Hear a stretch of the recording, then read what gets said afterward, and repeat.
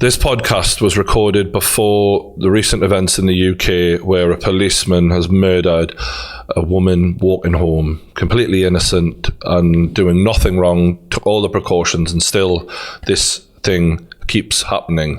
And I just wanted to start off with a little message of respect. You know, it's awful what's going on. And this is a trigger warning. Today's podcast is a conversation with a survivor of kidnapping and rape. And I just want to make you aware of that before it starts. Obviously, I support the campaign going on right now for women to feel safer on the streets. You know, I know I'm a lad's lad and I make a lot of jokes and stuff like that, but, you know, this is serious. And yeah, I think a lot of men out there are probably reflecting, you know, should I say this? Should I have said that in the past? You know, it just makes you realize now what women have to go through when you're saying it on such a scale where they just don't know who is dangerous and who isn't dangerous. So they have to treat everyone potentially like they could be. And I think maybe out there men are feeling a little bit like, well, it isn't me. But you know, we need to not feel like take this personally. We need to realize that if we had daughters and we were telling them they were going out on a night out, treat everyone like they could be, because you just never know. And that's all they're trying to do. So I get it. And I think, you know, a lot of things have been going on in the past that, you know, like people whistling out of their cars and stuff like that was back in the day, that was just seen as the norm. But now in the world we're living in, things have to change. And, you know, it's important women feel safe. So this podcast is one of the most emotional, powerful podcasts I've ever done, and one of the most important, because I do want to use my platform for good. And as much as I love making people laugh, you know, raising awareness to what these victims go through can only be a good thing. So I hope you guys get as much from her words as I did. It's Elizabeth Smart on the True Geordie Podcast. I was a pretty quiet kid. I was pretty shy. I think it'd be fair to say I was very much a wallflower. I had a great childhood. I had a great family. I had lived a very sheltered life. I lived a very protected life. None of us ever imagined anything bad could happen to anyone in our neighborhood. And I remember my parents getting us ready to go to bed, and I actually even remember going around with my dad, checking the doors and the windows in my house to see that they were closed and that they were locked. And then I remember going to bed. Up until that point in my life, the things that scared me were doing poorly on a test or going to my music lessons unprepared. And so all of a sudden hearing this voice, this man's voice that I didn't recognize, saying, "I have a knife at your neck, don't make a sound, get up and come with me." I mean, that just brought a whole new meaning to the word scared. 14-year-old Elizabeth Smart was abducted from her home. Elizabeth Smart was taken from her bedroom in the middle of the night. Every parent's worst nightmare. Now, the kidnapping happened around 2 o'clock this morning, again, as we said, in the Salt Lake Federal Heights area. I mean, this was the biggest man search ever put on for anyone. We're doing everything we possibly can to help you. My older brother, I remember talking to him, and he was just like, a day didn't go by without your face being all over the news, newspapers or magazines. He was like, it was everywhere. We begin today with the statewide alert for the missing girl and the man who took her. No one had been there to stop him from doing anything he wanted to me. So when he would threaten me and say, "I will kill you if you don't do exactly what I tell you to do," I believed him. And that's when he said that I was now his wife. And then he kept saying over and over, "It's now time to consummate our marriage." And I just remember thinking, why would someone marry a child?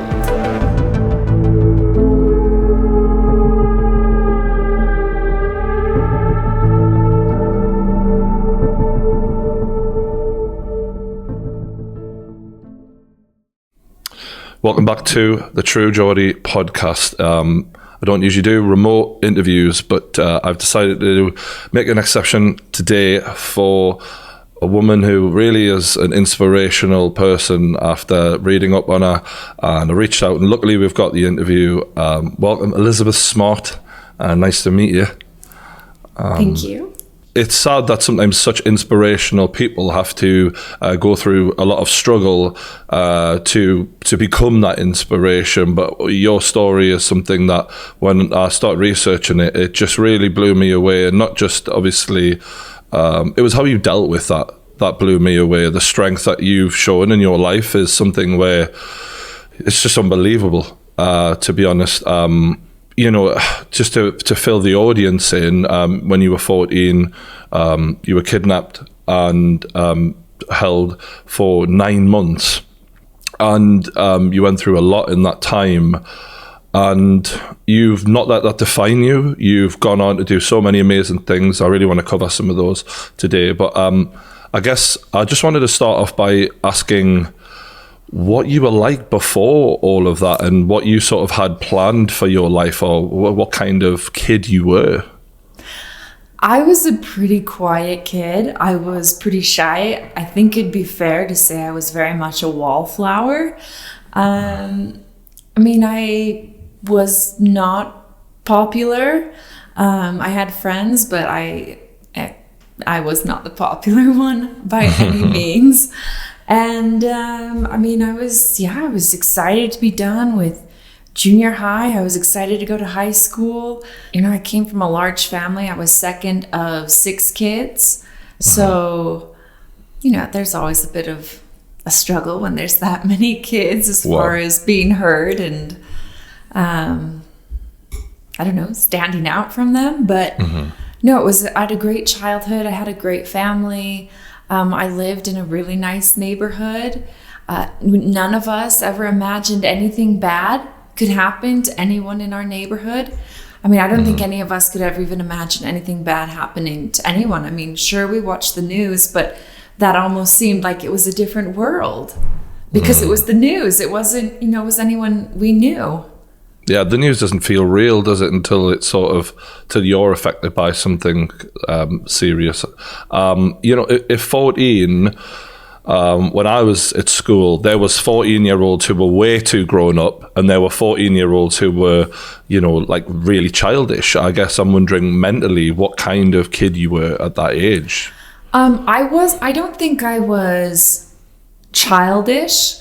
I think I was naive. I think I was very polite. I was very respectful. I didn't act like a spoiled baby, a spoiled brat at 14. But I lived a very sheltered life. I lived a very protected life. So I didn't really know a whole lot about sex. I mean, I'd only learned what it was, you know, a couple years earlier from my friend across the street telling me. And when she told me that, I about died. I remember just thinking, that is awful. That's so bad. I mean, doesn't anybody realize, like, that is where the pee comes out? That is so nasty. And that was still my thoughts on what sex was. I mean, rape, I didn't even really know what rape was. I didn't know. And certainly I didn't think there was a difference between sex and rape. And I mean, there was a lot of things that I had been very sheltered from that I didn't know. Yeah, your family were a beautiful family. From everything I've seen, they seem such good, wholesome people. So part of that naivety is them doing such a great job, you know, protecting you from things that you shouldn't know at that age. Yeah, I mean, both my parents were very active, very involved in all of our lives. And I mean, we had very clear boundaries set within our family, and there were rules. And I mean, I think probably all of us honestly felt like we had the most strict parents of all of our friends. But I mean, I like looking back, and as a parent now myself, I'm like, oh yeah, I get why they did that. Yeah, it's like that, I suppose. And going back to the day of that your life changed, can you take me through what that sort of, if you can remember, how the day went up until that moment, just so we can get an idea of what it was like? I remember going to school, talking with my friends, talking about our summer plans. I remember the cross-country coach from the local high school had come over to my junior high and had said, oh, you should try out for the team. And I was pretty excited about that because I had never been particularly athletic. And so I remember going home that day and just pestering my mom to let me go for a run. But I mean, even before anything happened, she was always like, you can't go by yourself. You can't go by yourself. You're a 14-year-old girl. You can't go by yourself. And I mean, we lived in a safe neighborhood. She's like, take your sister with you and take the dog with you. So I remember taking my sister, taking the dog, going out for a run. We got back later than we anticipated. That night was like the awards assembly for our school. And so I remember rushing to that with my parents after dinner. I remember getting home, and I remember my parents getting us ready to go to bed. And I actually even remember going around with my dad, checking the doors and the windows in my house to see that they were closed and that they were locked.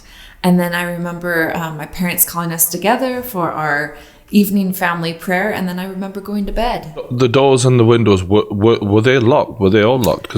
So a lot of them were quite high off of the ground. And there was a couple of windows in our kitchen that they were just skinny. They were more narrow windows. And I didn't check those, but my dad, he checked them, but he must have just left them cracked open just a little bit. My mom, she actually had burnt dinner that night, which is like unheard of for her. And so there was a little bit of that burnt smell lingering. And so I think he must have just left one of the windows cracked open just a little bit to try to air the kitchen out, but everything was locked up. But I mean, even locking the doors, even though we did that, it wasn't something that we were like, oh, did you lock the doors? Did you double check the doors? Did you triple check the doors? Like all the windows locked, because we lived in a nice neighborhood. Yeah, it was a beautiful place. We thought we lived in a very safe neighborhood. I mean, you know, I grew up playing night games out in the middle of our street with the neighbor kids almost every night in the summer. So it wasn't something that we were actively worried about something bad happening. Which makes it even more shocking, really. Like for someone who's just had such a nice upbringing and such a idyllic place, to then you wake up and you have a stranger in your bedroom. What was that like? It was terrifying. I up until that point in my life, the things that scared me were doing poorly on a test, or maybe when my parents had told me to clean my room 20 times and then I could hear them coming up the stairs and I still hadn't done anything. That kind of scared me a little bit. Or going to my music lessons unprepared. Or, I mean, probably the stupidest thing that scared me was the movie The Never Ending Story. Those were the kinds of things that scared me. And so all of a sudden, hearing this voice, this man's voice that I didn't recognize, saying, I have a knife at your neck, don't make a sound, get up and come with me. I didn't even think it was real at first. I thought it had to be part of my imagination, part of my subconscious, part of my dream. A nightmare even. Yeah. But the voice repeated those same words again. I have a knife at your neck, don't make a sound, get up and come with me. And I remember opening my eyes and it was real. I mean, there was a man standing above me. I could feel something cold. I could feel something sharp on my neck. I could feel someone's hand on my arm trying to pull me out of bed. And I mean, that just brought a whole new meaning to the word scared. Yeah, I think you've really painted such a good picture in just how, sheltered you were, and then to have the horrors of the world wake you up one day like that. It's such a contrast to anything you've ever known before. I can only imagine what a shock that must have been. With it being, I'm assuming you slept in the dark, so I'm assuming could you see him, like his face, or could you really make that out?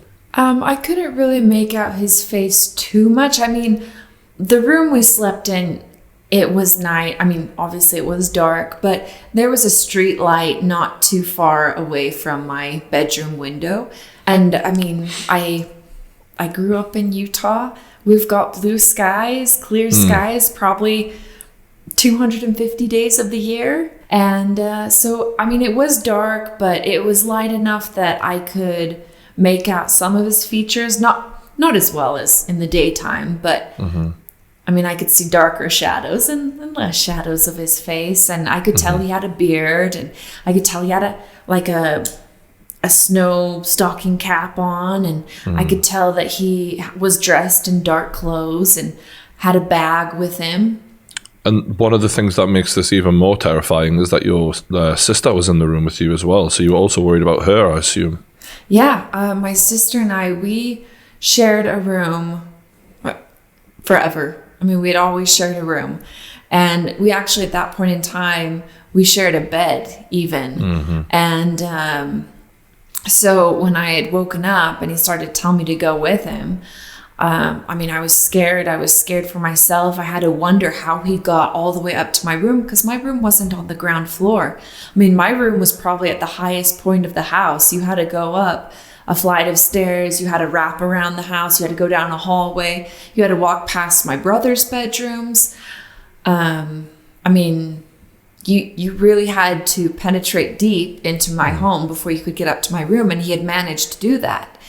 And so I didn't know, had he already killed my family members? I mean, doesn't everyone have that one stair, that one step in their house that's extra squeaky when you go up them? I mean, how had he gotten past that and my parents not heard? I mean, they always seemed to catch us whenever we tried to sneak down to the kitchen in the middle of the night. Or, I mean, why hadn't they come? Did something happen to them? And I remember laying there, and the one thing I could tell was that she was still alive. She was asleep. I could hear her breathing. I could see her breathing. And so I felt like I didn't have a choice. I felt like I had to get up and go with him and do what he said. Because if I didn't, he might take her, or he might hurt her, or he might kill her. Yeah, I mean, a lot of people can sit there and say what they would have done in that situation, but when you feel that cold blade against you, I can only imagine how terrifying that is. So, you know, luckily you didn't fight, really, in my opinion anyway. But do you look back at that situation and have any, you know, things that you would have done differently, or are you grateful that you just stayed alive in that moment? Knowing everything that I know now, that, you know, most predators are predators as long as there's vulnerability, as long as there's opportunity. Certainly I was asleep, so of course I was vulnerable. But if I screamed, you know, would that opportunity have disappeared? Would he have been too worried about saving himself to get out of the house, or would he have killed me? It's hard to say. And so when people ask me, do I regret not doing something, or going back, would I do something else? My answer is no. I wouldn't change what I did, because I don't know what he would have done. I mean, it would not have been that hard to apply just a little bit more pressure and slit my throat. It wouldn't have been that hard for him to just stab me in wherever he wanted, the face, the neck, the stomach, my chest, wherever, and turn around and run out of the house. So I don't regret doing what I did. And actually, I think it's a pretty important point to make, because there are so many of us who do freeze when something like this happens. And it's actually a very natural response. I mean, not everyone fights back. Not everyone is able to run away. The two probably less talked about sort of natural reactions are to freeze or to appease. And I feel like what happened to me was a mixture of both. And ultimately, I'm here today. I survived, so I don't regret doing what I did. And nor should any other victim or survivor second guess what they've done, because they're still alive, and whatever horrors they've experienced, at the end of the day, it's not their fault, and this blame should not be put on them for doing something more. Very well said. Yeah, I'm aware that there are victim blamers out there, and I think it's great that you touch on that, because, you know, it's completely crazy for anyone to blame a victim for what happens to them. you know, and you were 14 years old. I can only imagine, I think 99.9% of 14-year-olds would have done the same thing as you. So yeah, I completely support what you're saying there. So this guy then tries to get you out of the house. How did that whole thing play out? Because you're sort of hoping that someone's going to notice, I'm assuming, that whole time. I mean, I remember he actually walked me into my closet, and he had me, I started to reach for a pair of slippers to put on because they were easy to put on, but he specifically pointed out and said, no, take those shoes. And they were my running shoes. So I grabbed my running shoes instead.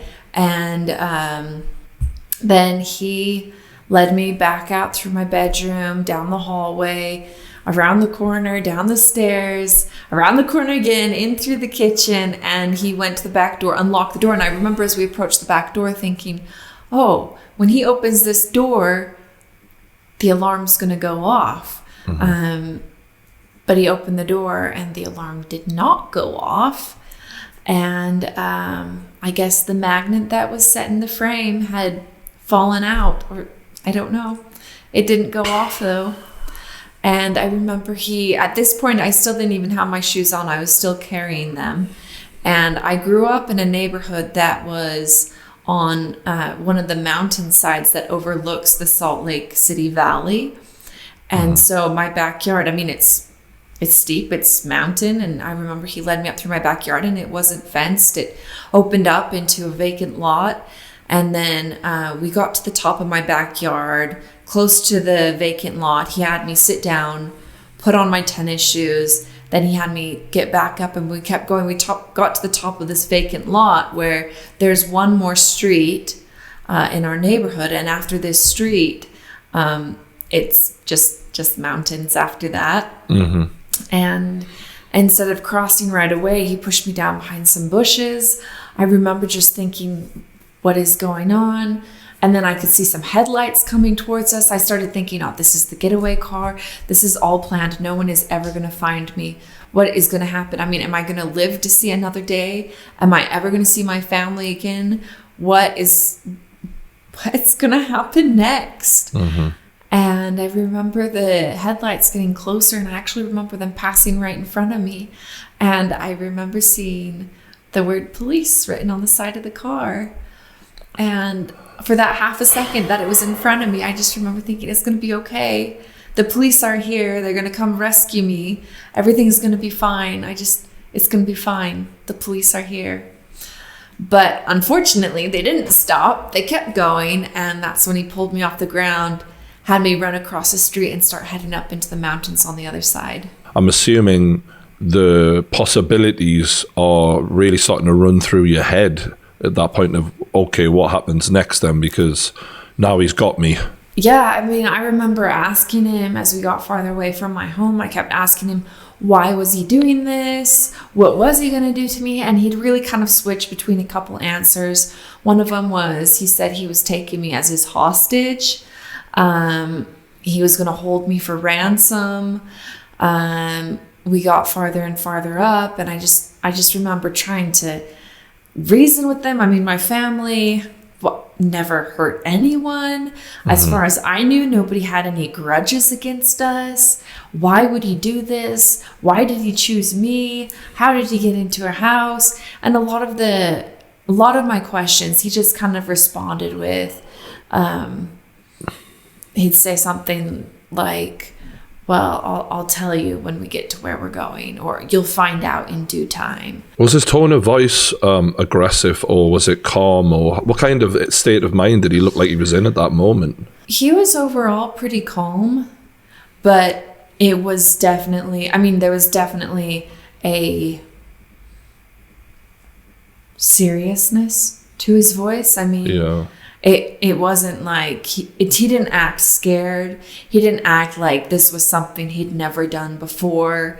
He acted like he had planned out everything, like he knew where he was going. He knew exactly what to do. He wasn't going to take no for an argument. He wasn't going to allow me, that he would, for as calm as he was, he made it very clear to me that I could not run from him, and that I could not fight him. He still had his knife. He was holding on to me for a lot of the run, a lot of this, I don't know, his escape plan. And it was pretty difficult. There was a lot of trees. There was a lot of brush. If he ever let go of me, I mean, it was at a point in time where it was so steep. It was almost like we were going up this canyon, and it was just so narrow and so steep, and there were so many trees. I couldn't have gotten far, even if I did try to run. When I was reading up on this, from what I remember, and you could tell me if I'm wrong, he mentioned something about God during this whole thing. Is that right? Yeah, he did. He did. I mean, when the police car passed in front of us and he was holding me down behind the bush, I remember him saying, he said, you know, if this work is true, God, let this car pass. And I remember hearing that and just, what? What? I guess that gives a window into the kind of crazy state of mind this guy's in. Like, if he's thinking that taking a 14-year-old girl from her home and holding her at knife point is the God's work, like, this is clearly a man who's completely out of his mind. It's just crazy that. So he's planned his escape route out, and he's dragging you all this way. Do you know how far you got before you settled? Yes, I actually do. It was, so where the hideout was to my house, it was 3.3 miles. That's quite shocking for people, I would imagine, because obviously it's so close to your house. But then, as you were saying, there's so much land that's that terrain that people wouldn't travel across. It's highly unlikely that they would have found him, I guess. Well, and I think when most people hike or explore, they tend to stay either on the top of the mountains or they stay at the base of them. And where this hideout was located, I mean, we went far up this canyon, and then we crossed over the top of the mountain, but we didn't go to the bottom and we didn't stay at the top. We kind of stayed in the upper middle third of the mountain. So, and there was nothing that really stood out about where I was held captive. I mean, it pretty much looked the same as the rest of the mountains, so there would be no reason for someone to have their attention drawn to this location. There'd be no reason for someone to pay extra special attention to it or anything. I mean, it just looked like the rest of the mountain. And the real strange thing for me hearing about it was that there was a woman waiting there, which, you know, as a young girl, you're thinking, oh, there's a woman, maybe she can, you know, help me.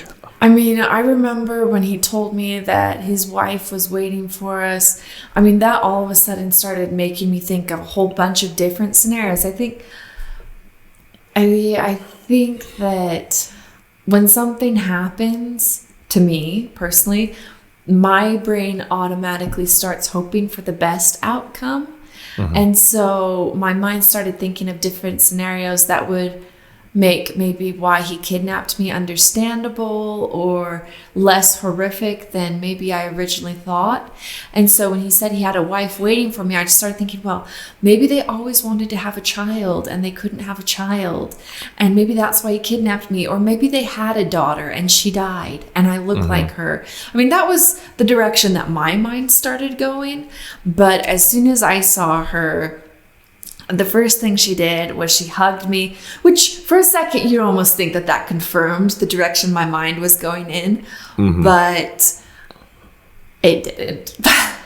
Really? It let me, I mean, it let me know that she was dangerous, that she was not there to protect me, that she was not there to help me, that if I ever crossed her in any way, that I would be sorry for it. Did she say that verbally, or was that just a vibe that she gave? No, she didn't say that. That was just a vibe. Okay, so she was scary. Yeah, very. Oh. What time of day would you say this is roughly now when you made it there? So by the time we made it there, the sun was up. It was light outside by now. So I think it was probably 6:30, 7 o'clock in the morning. Okay. So he has, like, I'm assuming, like, a camp set up in this place. What kind of living circumstances did they have? Right. So it was a camp, but it was a very well prepared camp. I mean, like I said, it was up pretty high up on one of these mountainsides, and you could see that there had been considerable time and effort gone into planning this camp because, first of all, it was very difficult to get to, and beyond that, it was very well supplied. I mean, I remember at one point wondering how on earth they'd gotten all this stuff up there because it was hard to get there just running, not carrying anything. But they had part of the mountainside leveled out, which would have taken a fair amount of physical labor. They'd kind of built up almost a retaining wall to hold the dirt in place so that it would so that they would have this flat area. And then they had a tent set up, and it was probably like a 6-man tent. And then outside of the tent, they had gray plastic tarps lying on the ground. And then they had some gray tarps hanging in the trees above the tarp. So it almost was like a sheltered patio. And they had like a little propane gas stove set up. They had upturned 5-gallon buckets to sit on. So at this point, he's settling with you, I guess, in terms of the knife's down. He's let you talk to his wife. So it happened almost seamlessly. I mean, this was very clearly planned out. As soon as she hugged me, she, like with her arms around me, walked me inside of the tent and zipped up the door, closed. And I didn't know what he was doing at that point. I just knew that she had brought me inside the tent. She'd sat me down on this upturned bucket. There was all sorts of bedding and pillows lying on the ground in there.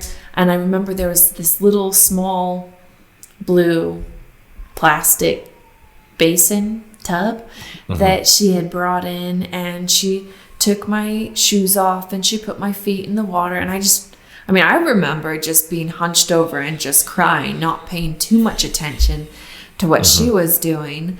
But then I remember she started to reach for my buttons on my pajamas to try to take them off.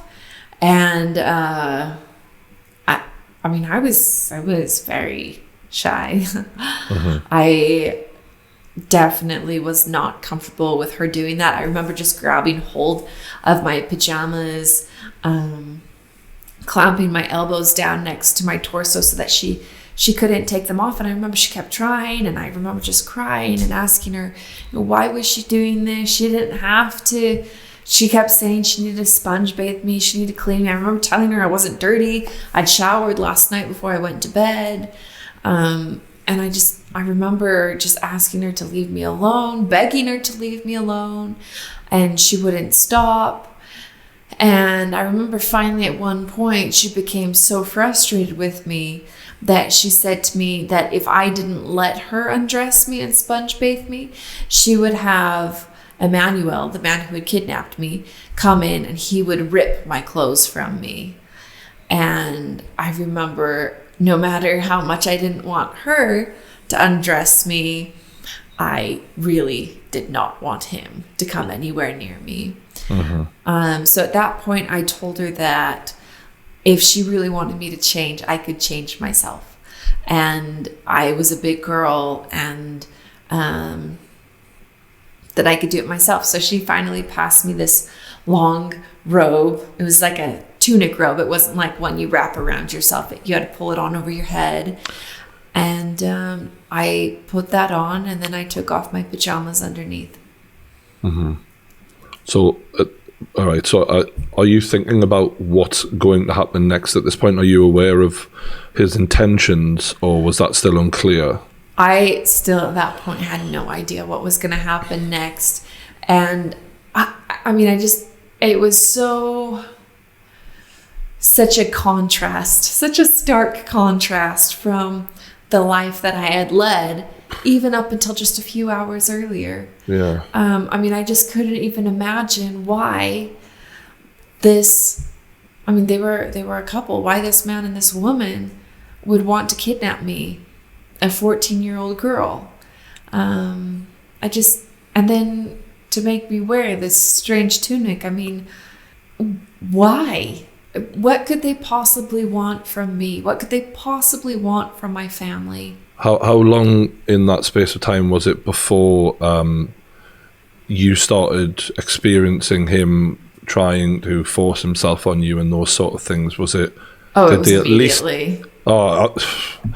I was thinking these guys might have at least, you know, knowing some of the story, I didn't realize it was so fast. I mean, he never verbatim said this to me, but I heard him try to plan other kidnappings, so I know he did the same for me. But that she needed to be ready for me there. She needed to have this basin of water where she was going to wash me and clean me and essentially prepare the lamb for slaughter, prepare me for him.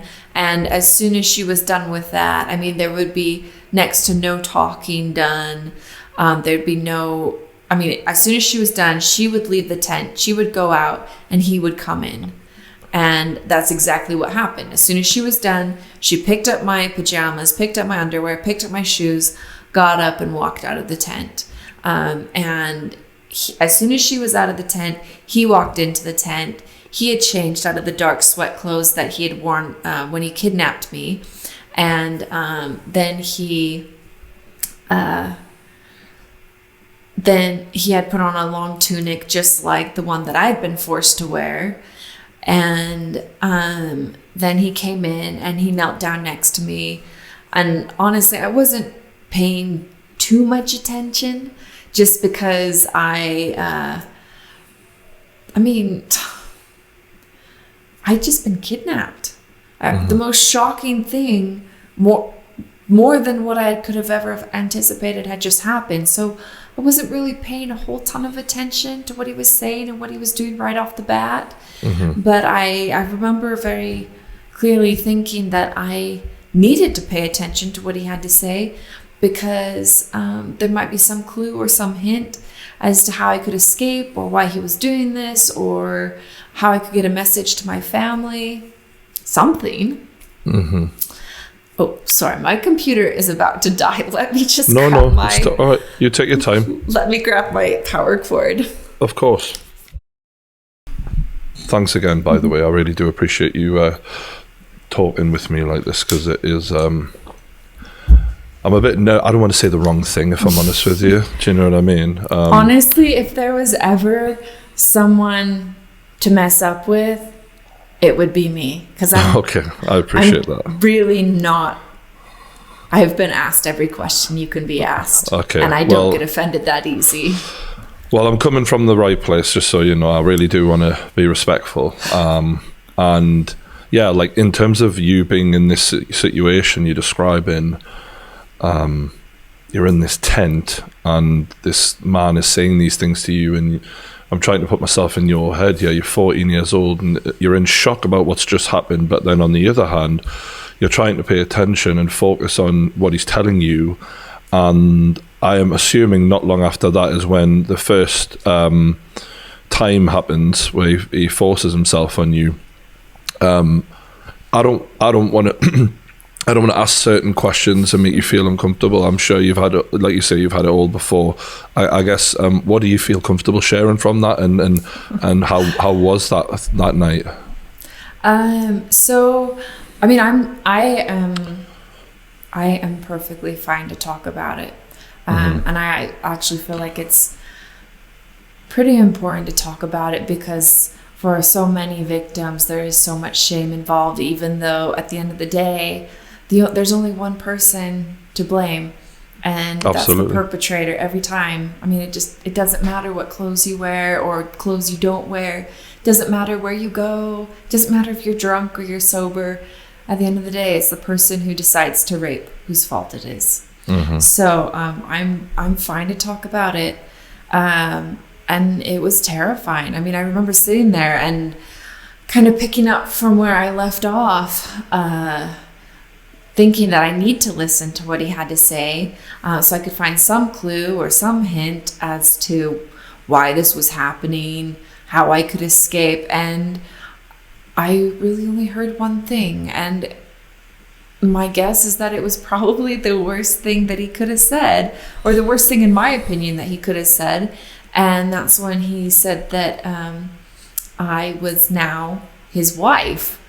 And I mean, this just seemed like something, I don't know, straight out of Crazy. He said he already claimed someone else as his wife. Mm-hmm. I was young enough to be his daughter, maybe even his granddaughter. I mean, I was 14.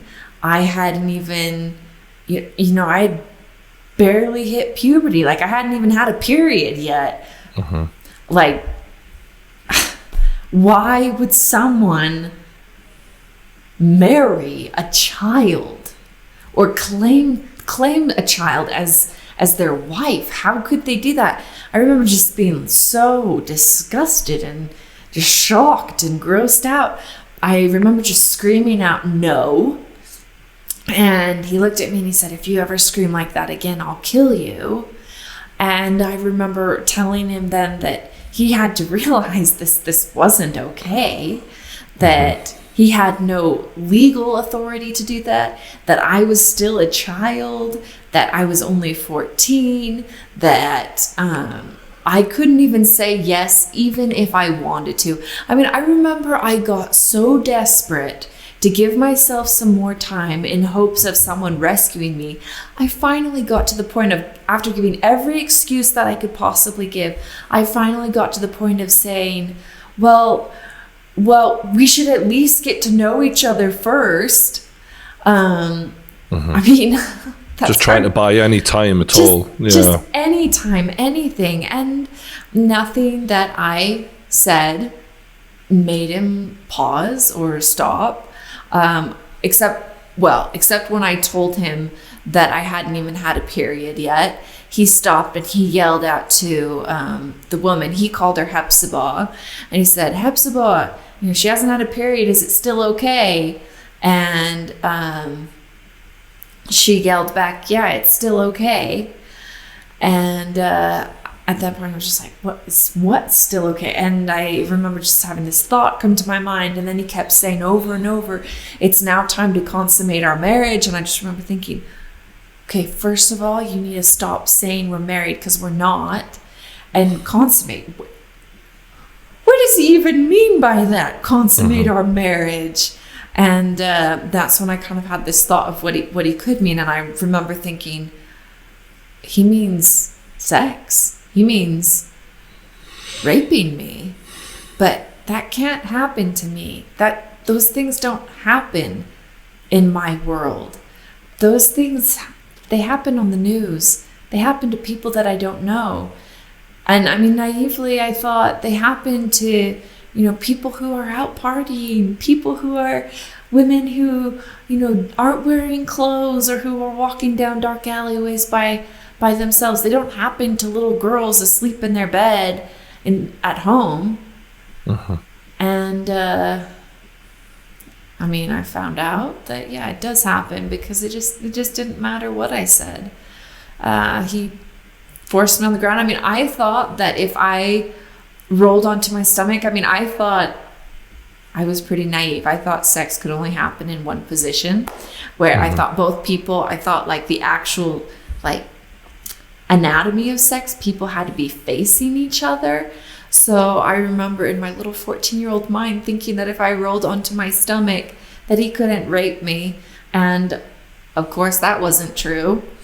I remember just begging and pleading and crying and being in so much pain. And it just didn't matter. I mean, even while he was raping me, I remember just asking him, can he be done? Can he be done? Can he be done?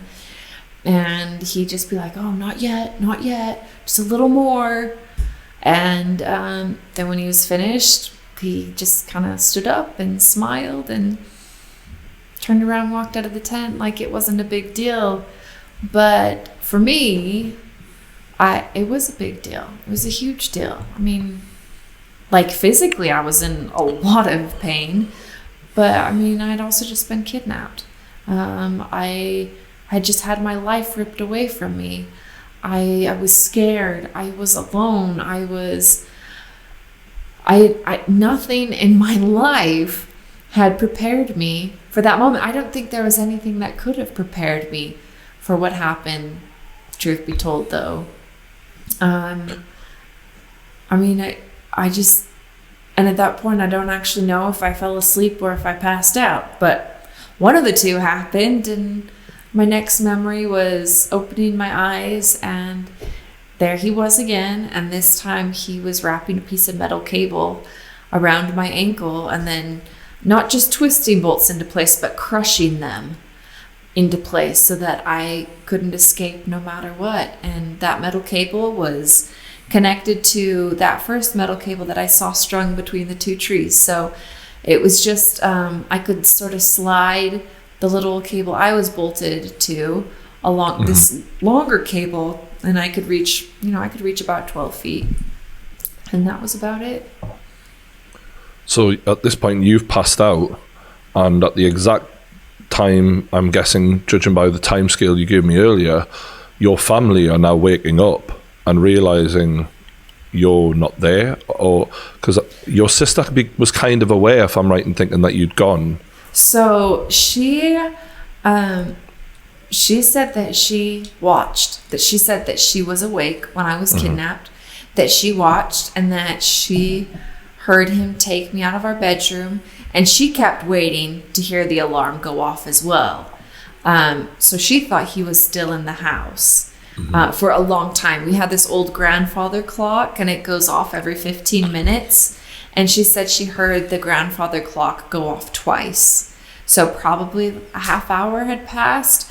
And that's when she had this, like, it was her blanket. It was her blankie that she had from when she was a baby. She had wrapped it not just around her shoulders, but even over her head. And she had to cross the top of our staircase downstairs to go to my parents' room. My parents' room was on the other side of the house. She said she still thought that he was maybe in the house because she never heard a door open. She never heard the alarm go off. But she went in, and she first went to my dad's side, and then she went around to my mom's side, and she woke my parents up, and she said, "Elizabeth is gone." And my parents were like, what are you talking about? Elizabeth isn't gone.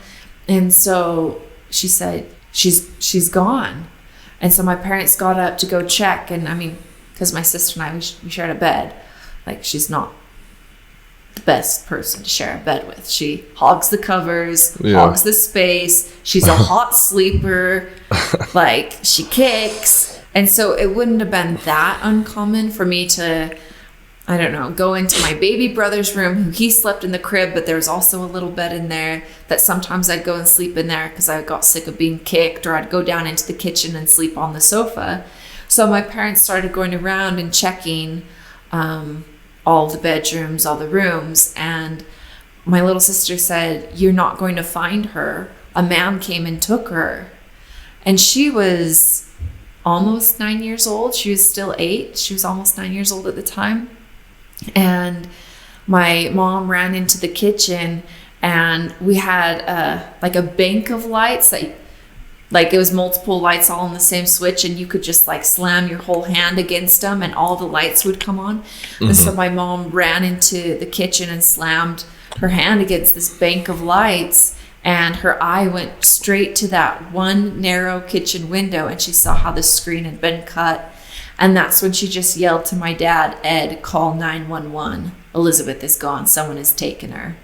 Jesus. So it was actually really not that long after I had been taken. I mean, a half hour, probably, maybe 45 minutes, an hour at the most, before my parents knew that I was gone. And this is the thing, in the UK, this, I guess, unless people have stumbled across some of the videos made about this story, but people might not understand, but this was huge news in America. I mean, this was everywhere. People connected with you because you had such an angelic, perfect little face that I think, you know, it was everywhere on the media and the news. This was the biggest missing child case since Charles Lindbergh's baby was kidnapped. I mean, this was the biggest manhunt ever put on for anyone. I mean, within the first day, they had over 10,000 volunteers coming to search for me. I mean, and it's been interesting because, I mean, I've spoken with my brothers and my parents since, obviously, but my older brother, I remember talking to him, and he was just like, it was just amazing. I mean, there were so many people showed up who looked like they could be kidnappers themselves, but they showed up, and they were, honestly, sometimes he was just like, you just could not judge anyone because everyone was there to help, and they would have done anything to bring you home. He's like, there was not a tree that did not have a light blue balloon on it for you, or a blue ribbon on it for you, or a missing poster. I mean, everybody's windows of their houses had your face in it. Every light pole had your face on it. Every grocery store had your missing poster on it. He's like, you know, it seemed like a day didn't go by without your face being all over the news or newspapers or magazines. He was like, it was everywhere. It's amazing how you weren't that far away, and yet all those people still were so unfortunate not to find you, despite trying so hard. Did you ever find out why they managed to? Was it just because he was so well hidden in that strange place that he'd managed to get you? It was very, very difficult to get to. Years later, I mean, when I first wrote my book, my story that kind of tells the whole story of what happened, I did this big interview with Meredith Vieira on NBC, and they wanted to hike back to where I was held captive. And I said, yeah, that's fine. And they're like, how far is it? I was like, it's just over 3 miles. I was like, but just so you know, it's very difficult to get to. Like, it's not an easy hike. And the camera crew, they were so nice, but they kind of were joking around. They're like, no, it's okay. He just ran a marathon last week. I think he'll be fine. And so I was like, okay. I was like, but just, you know, just be prepared. Like, it'll be a challenge. So they're like, no, we'll be fine. We promise. And so I was like, okay. So the next day we go to hike up to where I was held captive at. And, I mean, it was hard.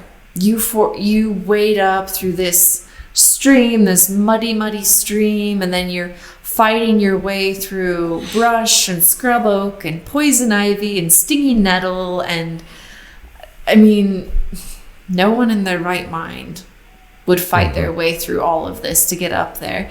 And then once you finally get up to this small, tiny little valley area, you have to then go almost straight up this mountainside. I mean, it's incredibly steep. And you almost have to get on your hands and feet to make it up without falling, without sliding down it. I mean, it is a rugged, hard climb. And so we got, I don't know, maybe halfway, and finally one of the camera crew members just sat down. They're like, I can't go any farther. I'm done. And wow, that proves everything, doesn't it?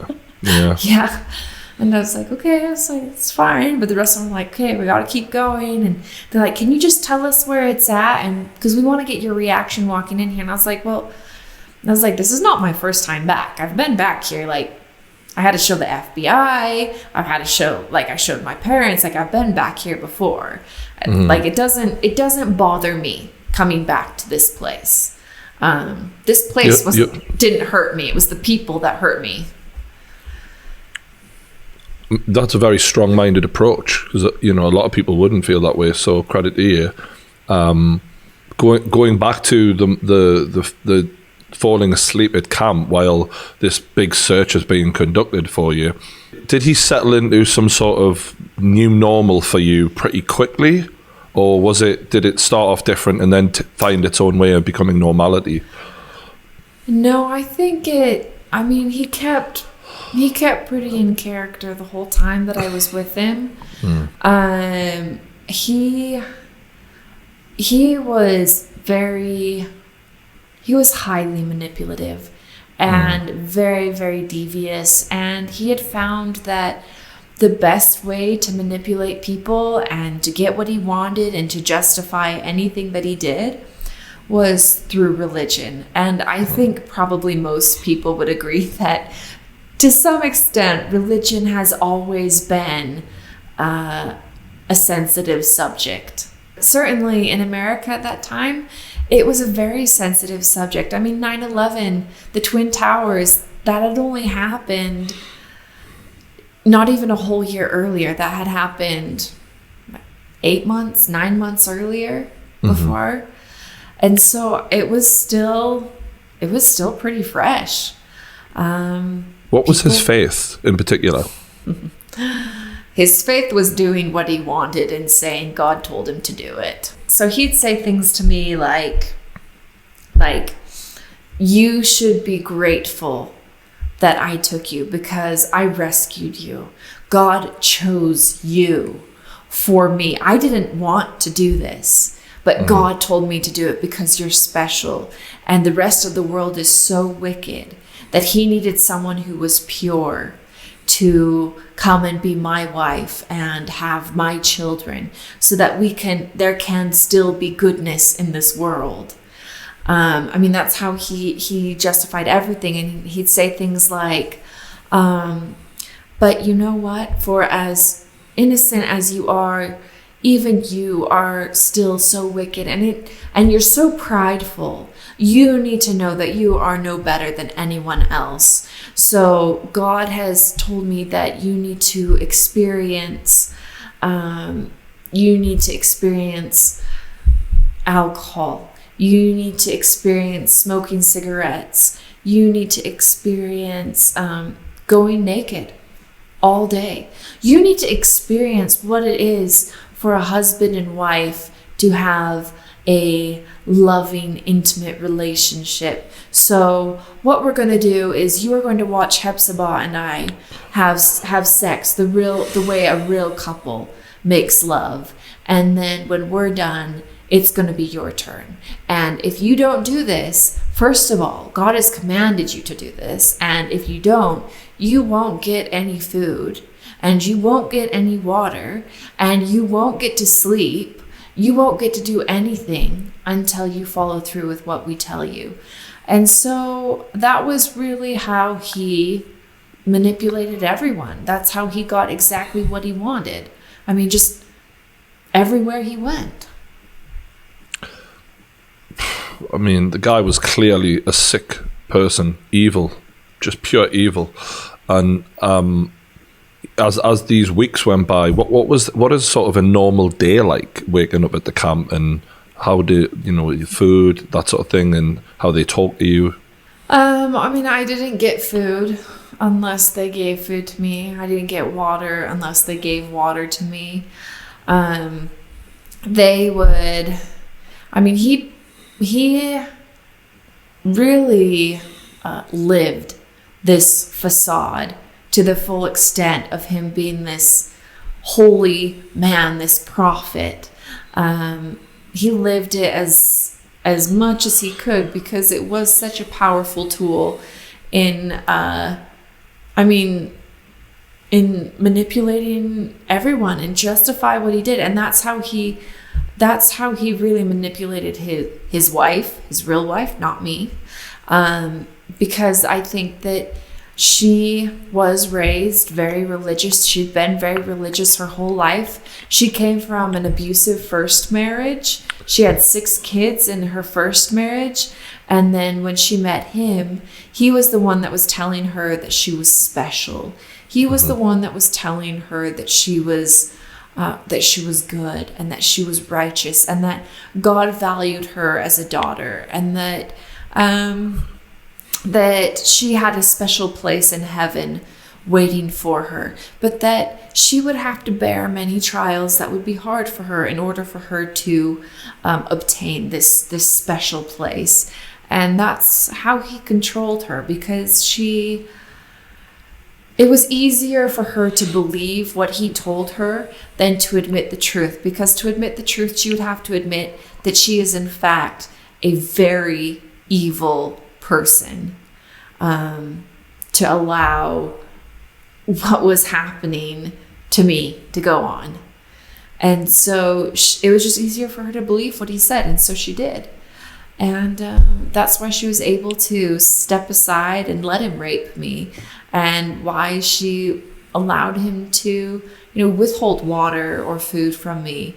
And so an average day would begin, he'd probably wake up and rape me, and then he would open up the Bible and he'd say, now it's time for us to learn the Word of God. And so he'd read from the Bible, and then he'd say, okay, now we need to pray. And he'd read for a long time, and then he'd pray for a long time. And honestly, sometimes it was long. I think I probably fell asleep a lot. Mm-hmm. And then by the time all of that was done, he would pull out the food, whatever food he deemed was okay for me to have. And then he'd say that he needed to bless the food, because all food that we ate would be a sacrament. So then he would bless the food.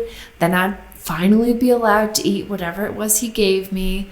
And then the rest of the day would be filled with him talking.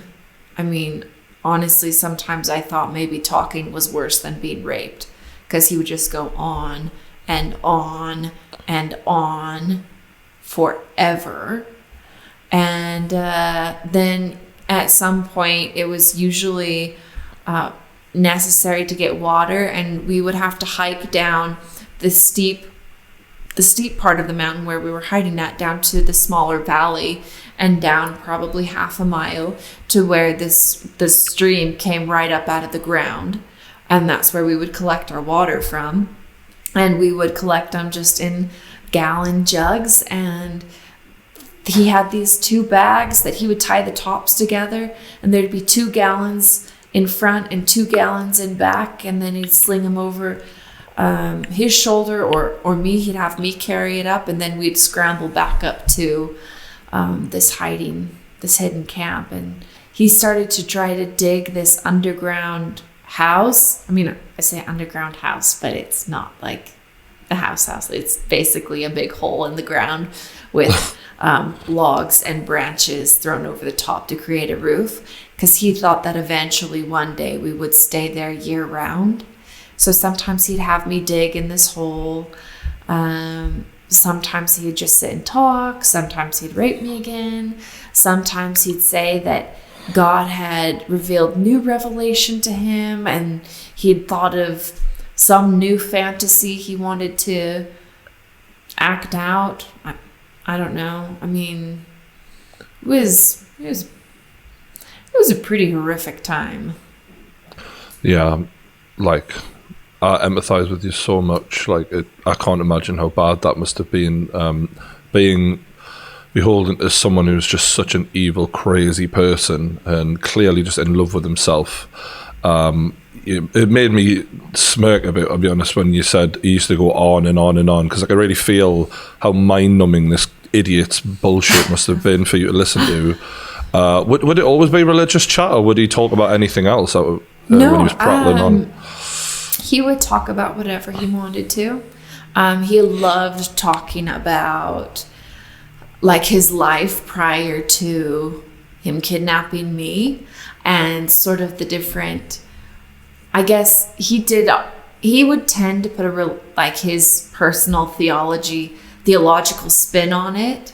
But he would kind of paint whatever he had experienced, with religion, or say how God led him here or God led him there. Or he got so drunk and had sex with so many women, and it was God's, gift to him for all the future hardships he was going to have to go through. Or so he did do it a lot, but he was also actually very smart.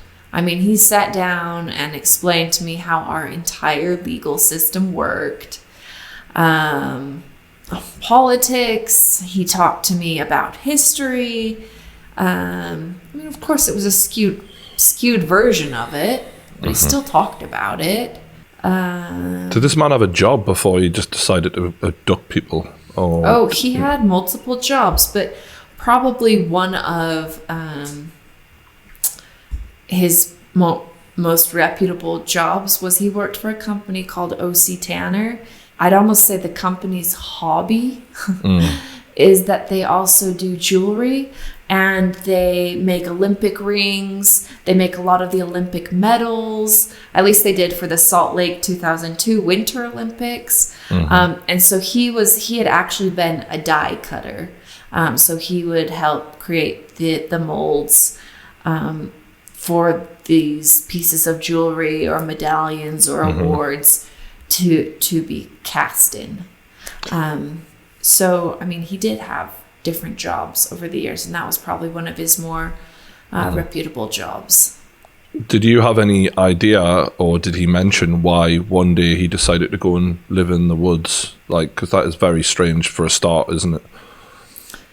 It didn't start off just going from a house straight to the woods. First, so it was the house, and then they went to a big fifth wheel trailer, and then they downsized from that, where he built they called it a hand house. So it was like a little tiny house on wheels that he and Wanda Barzee, the woman's real name, that they would just walk and pull around behind them. And then they went from that to pulling a hand cart around. And then after that, that's when they went from the hand cart to the woods. And actually, initially, they had a teepee that they had set up. And then they decided that the teepee was too conspicuous and that they couldn't take me to the teepee. And so that's when they went even farther back up into the mountains and found this hidden, secluded area where they then built this hidden campsite that they took me to. Once they kidnapped me, we stayed at this hidden camp for the first 3-4 months. And then fall started coming, and it's cold in Utah. We have snow. There's a reason why our license plates say greatest snow on earth. It's cold. Yeah, freezing. And we were not prepared in any way to survive a winter in the mountains. So he had this, he called it a lower camp. He called it the base camp, that was much closer to the popular trail that people would go on, that you had to go on before you took this hidden cutoff trail that he'd used to get back. So this base camp was much closer to that area. And so he moved us down there, and he started going down into Salt Lake almost daily to try to save enough money, beg. He called it ministering, and he'd say that God's true disciples would recognize who he was and that they would give him money. And he'd only call people who gave him money true disciples. And so he'd go down and he'd beg for money, or as he liked to say, he'd minister for money. But about once a week that he would allow me to go down into Salt Lake. And I was always fully covered. I still had to wear this long tunic. I had this headdress on that covered all my hair, and then I had a veil across my face, and then I had a second veil that was sheer that would still cover my eyes and my mouth area. And actually, before though that second veil, that sheer veil was put on, he had taken me down into Salt Lake to try to figure out where we were going to go to next. And we'd gone to the public library, and we were looking at maps of the United States, and that's when he decided that we should go to California for the winter. And actually, we were approached by a homicide detective in the library, and he had approached my captor, and he just said, we've had some calls in, and we just need to check. We need to check them out. Who is this? Who is with you?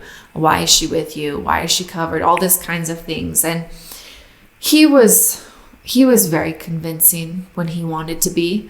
So he's like, this is my daughter. This is part of our religion. And the police officer said, well, can I convert to your religion for like 10 minutes just so I can see your face, so I can tell these people who are calling in about her that it's not who we're looking for. And my captor was like, I'm sorry, but no. Even if you converted to our religion, you still wouldn't be allowed to see her face. The only people that will ever see her face are her family and her future husband. And that's it. And I'm sorry, it would be very disrespectful and degrading if I allowed you to see her face. And I mean, that homicide detective believed him, and he turned around and he walked away. And I mean, believe me when I say I wanted to scream. I wanted to be rescued. It was not fun. I did not want to stay with him. It was not a vacation. But for so many months, no one had been there to protect me. No one had been there to rescue me. No one had been there to stop him from doing anything he wanted to me. So when he would threaten me and say, I will kill you if you don't do exactly what I tell you to do. I will kill your family if you ever try to run away. If you ever do anything I don't want you to do. I believed him, and he got to the point of feeling like he was invincible, because he'd bring back missing posters and missing flyers and newspaper articles to this hidden campsite when he'd go down into Salt Lake for food, and he'd bring them back and he'd show them to me, and he'd laugh about them, and he'd say the whole city is looking for you, but no one is ever going to find you because I have you. And it seemed like he was right. I mean, I remember there were times when there were helicopters that were so low, that were flying so low overhead, that the trees would shake, that the tent would shake under the pressure from the wind that they would make. I mean, I even remember one time hearing my name being yelled. And I mean, that time he had pulled out his knife and he said, if you say anything, I'll kill you. If anyone finds us, I'll kill them, and it'll be your fault. You will have killed someone. And I was never given a reason to doubt that he wouldn't follow through with everything that he said. So even though there was a homicide detective standing right in front of me, and more than anything, I wanted to be rescued, it didn't feel like he could rescue me. It didn't feel like he could save me or protect me from these two monsters who had me. Not to mention, as soon as this man approached, as soon as this homicide detective approached the table, Wanda Barzee, who was sitting next to me, she had just clamped her hand down on my leg, and it was like she was trying to tell me, remember what we're capable of, and we will kill you. And if we don't kill you, we will send someone to kill you. So not only did I feel responsible to survive myself, but I also felt responsible to protect my family, which is why I didn't scream out. And everything up until that point had told you that this man was deadly, evil, and, not worth taking the risk on. So I mean, he raped me every day, like multiple times, often. Like, he had no problem withholding water from me or food from me. I mean, I went a week once without eating anything. Jesus. I mean, he had no problem doing those kinds of things to me. So why would you question it? I just, exactly. And I didn't have a relationship with police. I'd never come into contact with police before, so how did I know what they're capable of? Yeah. You mentioned about being raped and about previously had a new fantasy that he wanted to enact. I'm scared to ask this, to be honest.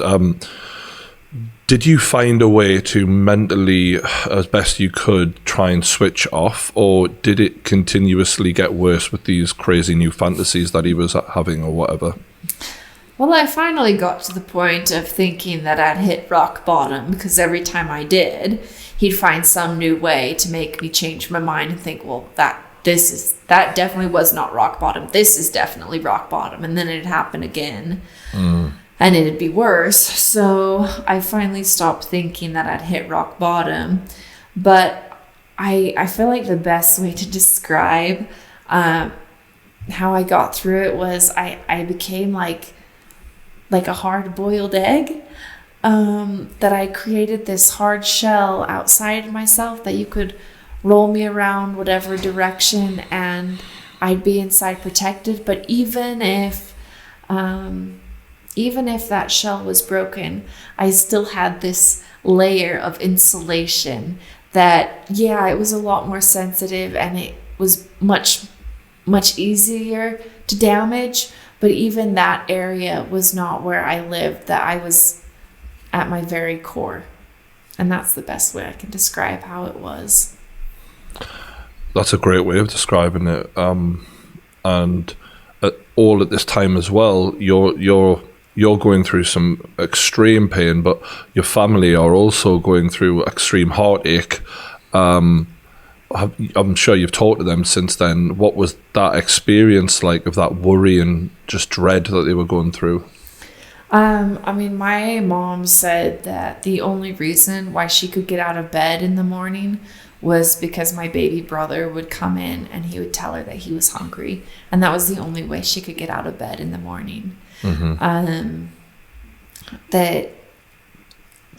was 3 years old when I was kidnapped, and so that's how it initially was being there just to keep my other siblings alive physically.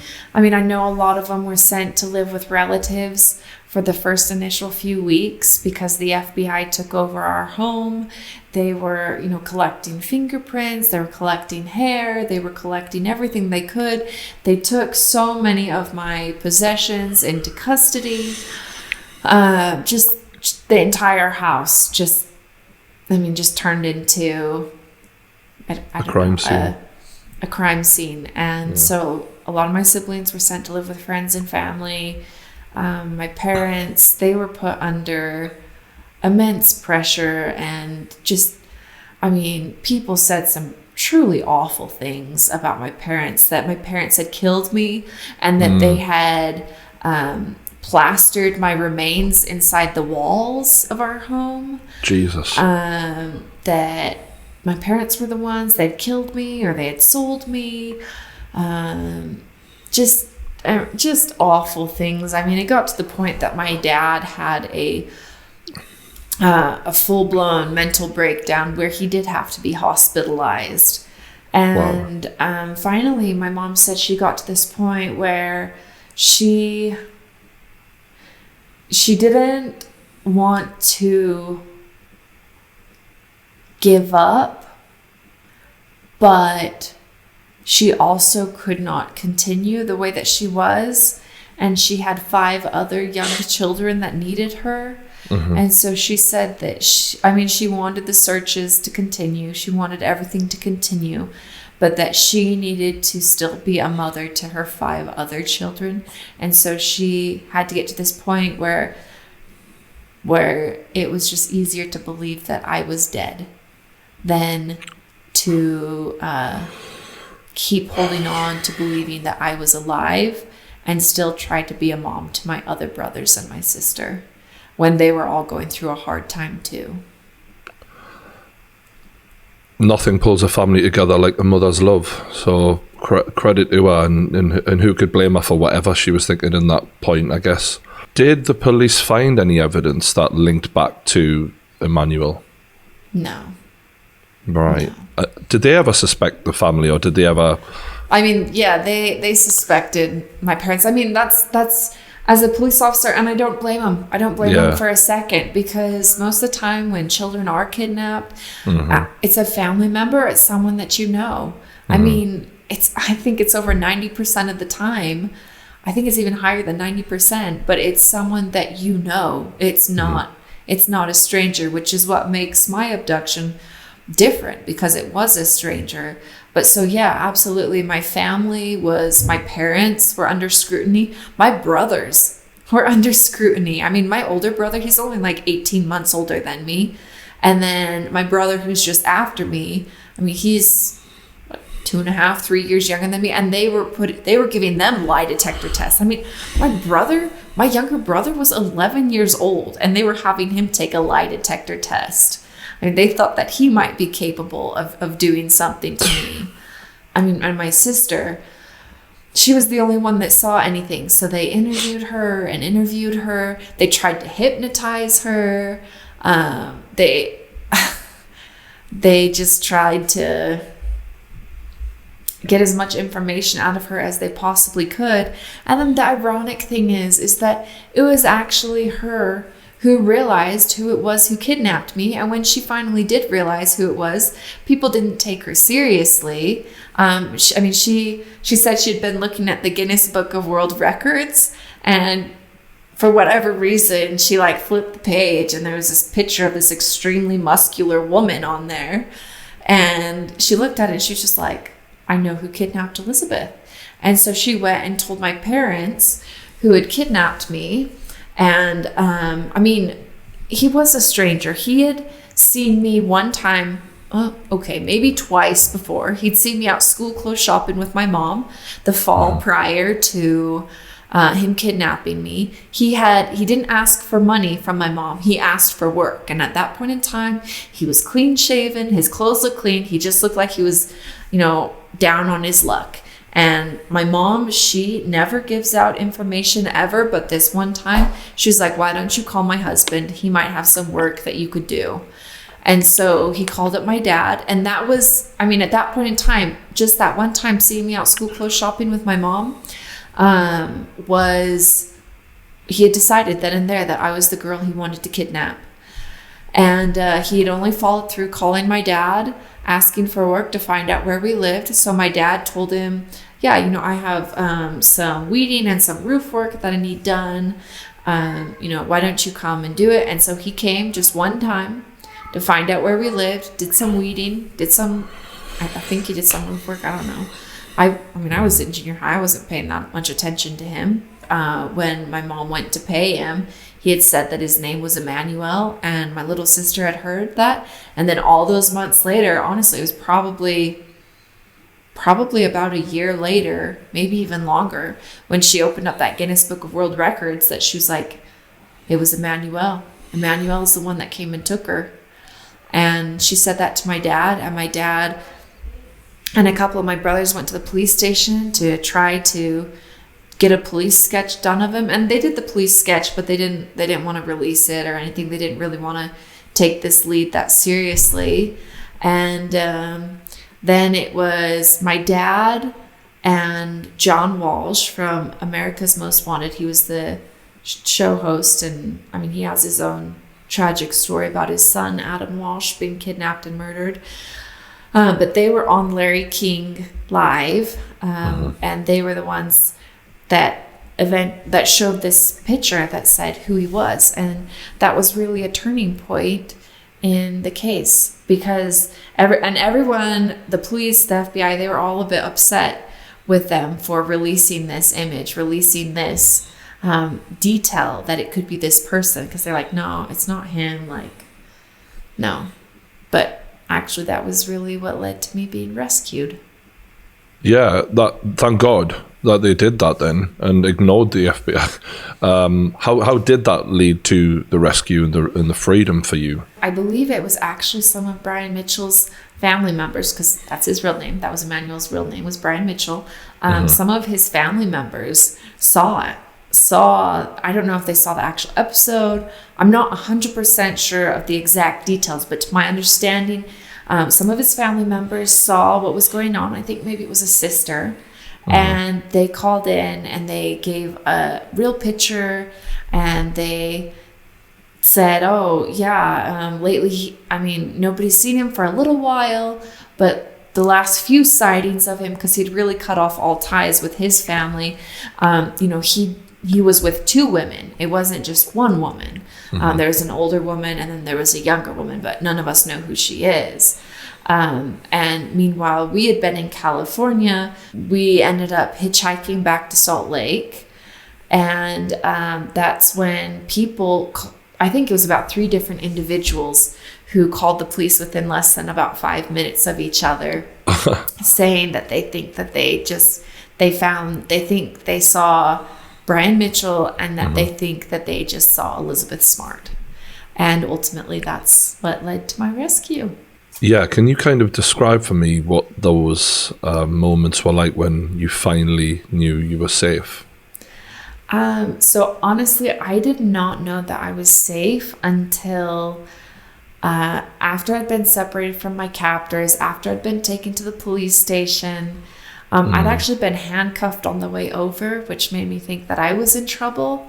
Wow. But when I finally made it to the police station, I was brought into this little room, and they did unhandcuff me, and I still didn't know what was happening. I didn't know I was safe until the door just burst open and my dad came running into the room. And it was when he started hugging me that I didn't know what was going to happen next, but I at least knew that it was going to be okay, because my dad was there and he was never going to let anyone hurt me again the way these 2 people had hurt me the last 9 months. The emotion must have been unbelievable in that moment to know that your dad had you and everything was okay. What was he like? Oh, he was crying. Yeah. It happened so fast from when he burst open the door to him hugging me. It honestly took a second for me to respond. It took a second for the dots to connect. Because I didn't know what was coming next. I remember thinking that if they thought that I was innocent, wouldn't they have taken me home? Wouldn't they have let me call my parents at least? Wouldn't they let me talk to my parents, or at least tell me what was going to happen next? Yeah. But they hadn't said anything. I had been brought into this little small room. I actually thought it was a cell. I don't actually think it was a cell though now. Yeah. It was just this little tiny room, and it seemed to have this really big, heavy metal door. And I didn't know what was going to happen next. And so when my dad almost appeared out of thin air, it was a pretty big shock.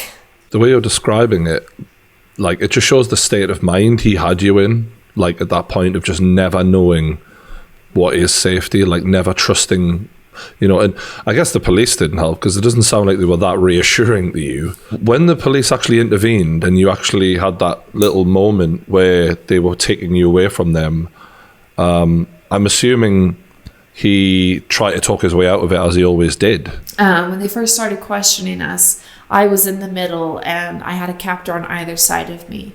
And then they separated me from them, and they started to question me on my own, which is when I eventually told them who I was, when I admitted who I was. But I was already separated from my captors, so I didn't hear the ongoing questions or dialogue that was going on between my captors and the police at that point. And we were put into separate cars, and I didn't see them again. How long between that moment and the trial for this guy to be convicted was there? How many years or months? It was almost a decade. It was 8 years. Wow. Why so long? I will say this. I hope that the UK courts are better than the American courts, because it's not a victim-friendly place. I can respect the belief that innocent until proven guilty, but in my case, I didn't feel like there was anything to prove. I felt like it was already proven. It was obvious. It was evident. He never tried to deny it. He had admitted it from the beginning. I mean, he was caught red-handed. Exactly. What more do they want? This is the easiest case in the world. But I mean, his defense was always whether or not he was, it was like a plea of insanity, but it was whether he needed to be, coherent's not the right word. I get you. They do this though, don't they? These criminals, they do sick things which are well thought out, well planned out. Clearly, they're not like, mentally ill because they've managed to, plan all this and done it for months. And then they play insanity, and it's like, this is bullshit. But so he was at a state hospital for a long time, and they were always like, well, we need to make sure that he is, why can I not think of that word? This is embarrassing. No, it's cool. It's cool. But they basically want to know these people are fit to go to court, isn't it? Yeah. Exactly. And so... Well, he was fit to do the crime, so I'm pretty sure he's all right.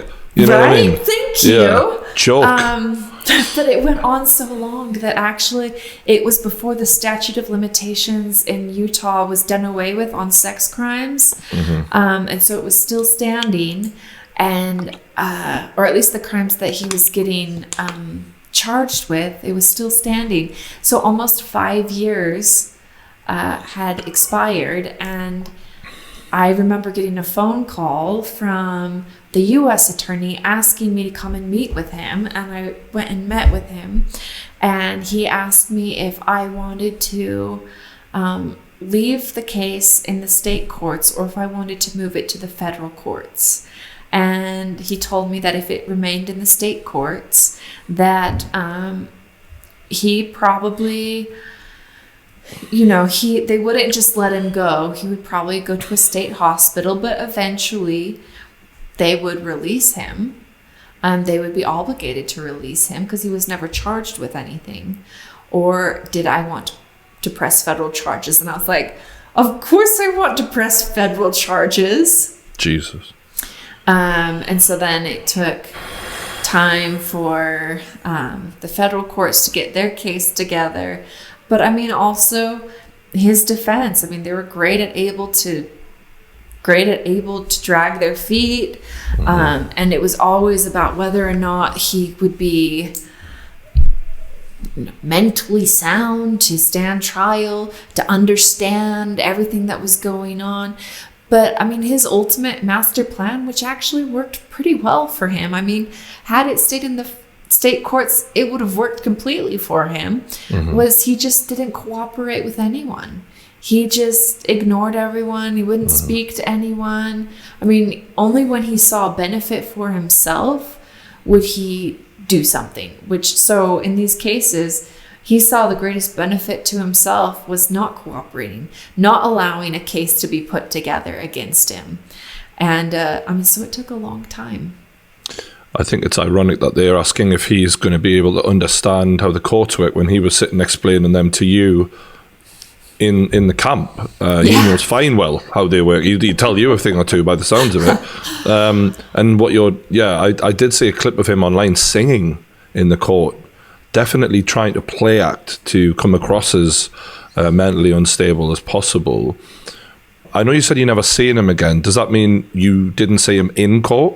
I saw him in court. I mean, I didn't see him as a child again. So yes, yeah. So by the time you see him again, you're now a grown woman, still a young woman, but a grown woman. What was that feeling like now? I didn't know how I was going to react. I wasn't curious to see him.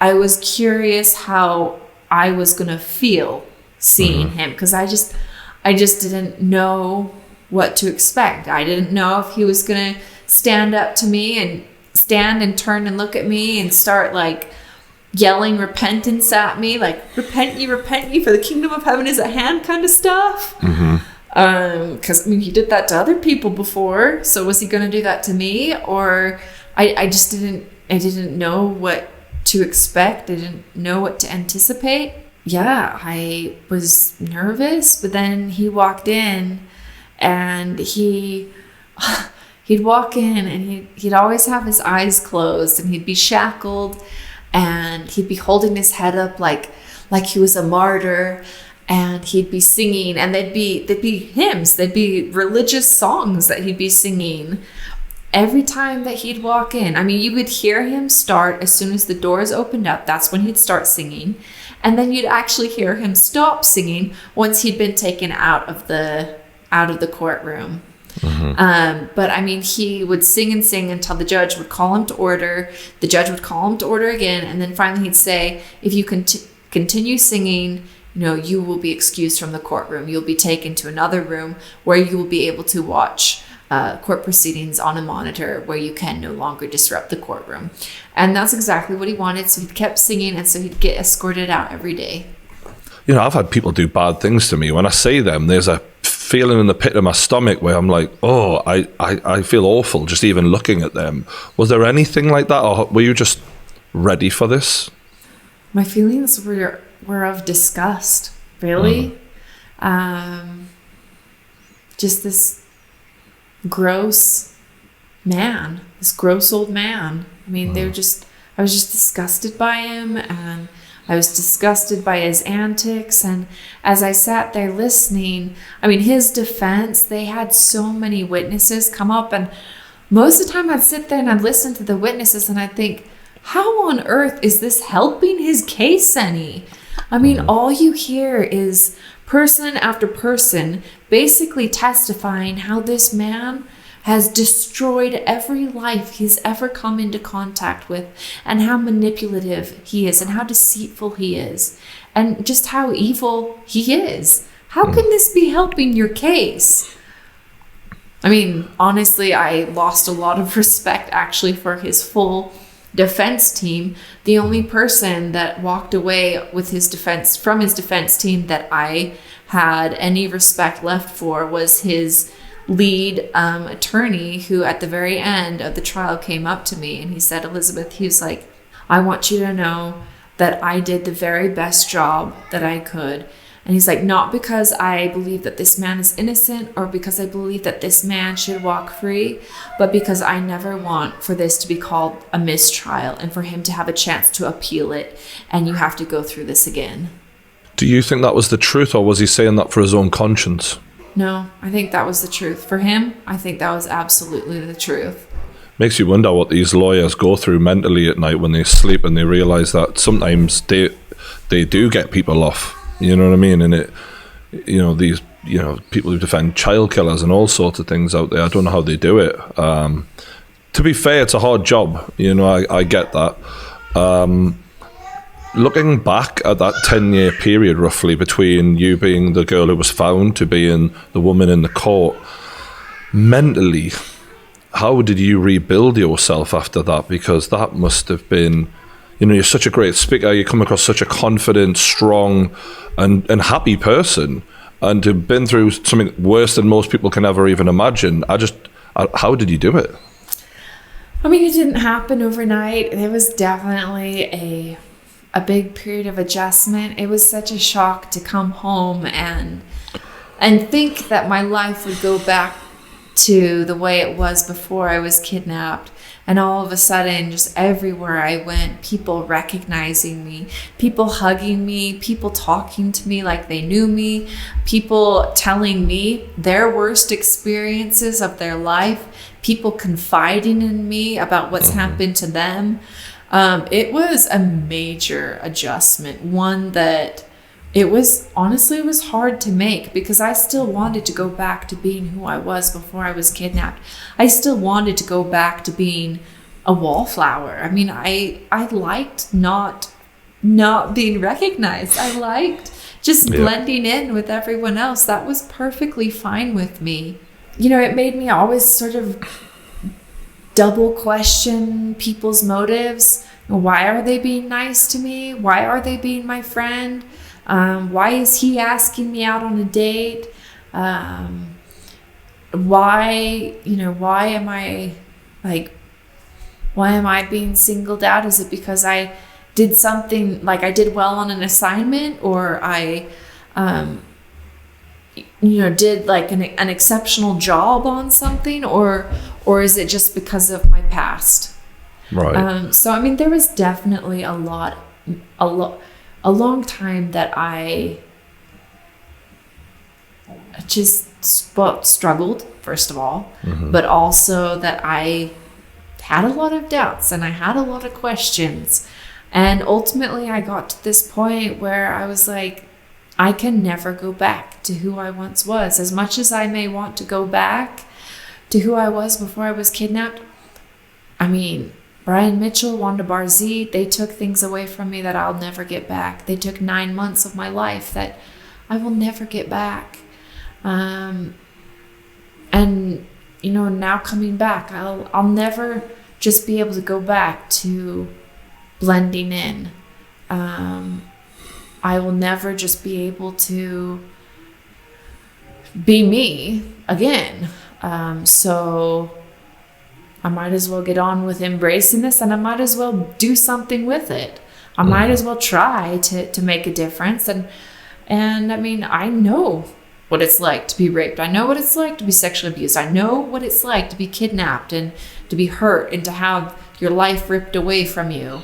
I mean, I know exactly what that's like. And initially, and I think probably most victims would agree, that when these crimes happen to you, you feel like you're the only one. It feels like it's extremely isolating. It feels like there's not another human being in this world that could possibly understand what you've been through physically, but also mentally and emotionally, and all of the aftermath that carries along with it. But then as I, was approached by so many people, I started to realize, wow, actually, I am not alone. There's actually so many people who have maybe not the exact same story, but a very similar story. Maybe this needs to be talked about a little bit more. Maybe there is something that I can actually do to help cause and create change. And that was kind of the beginning of it. Yeah, I've got to credit you for taking such a negative and spinning it into as big a positive as you could. And even someone like me, see a big tattooed guy, and people would think, this could never happen to me. And what you went through was never happened to me, obviously, but like, I had a near miss when I was a child with a babysitter who was rubbing himself and offered to expose himself to me. And it can happen to anyone, and obviously women especially. But yeah, I've got so much admiration for you, and to go through what you went through is bad enough, but to then be turned into a celebrity, which is something you, as you said, you wanted to be a wallflower. You never wanted to be the person everyone was looking at. And then I guess dealing with not just all of everyone knowing you, which I know from experience is can be awful sometimes, but also people feeling sorry for you, which is a given now. And I don't know, was that hard to adjust to as well? Because some people don't always want that. You know what I mean? Some people just want to get on with it. I haven't really let people feeling sorry get to me too much, because I understand where it comes from. It comes from a place of genuine concern.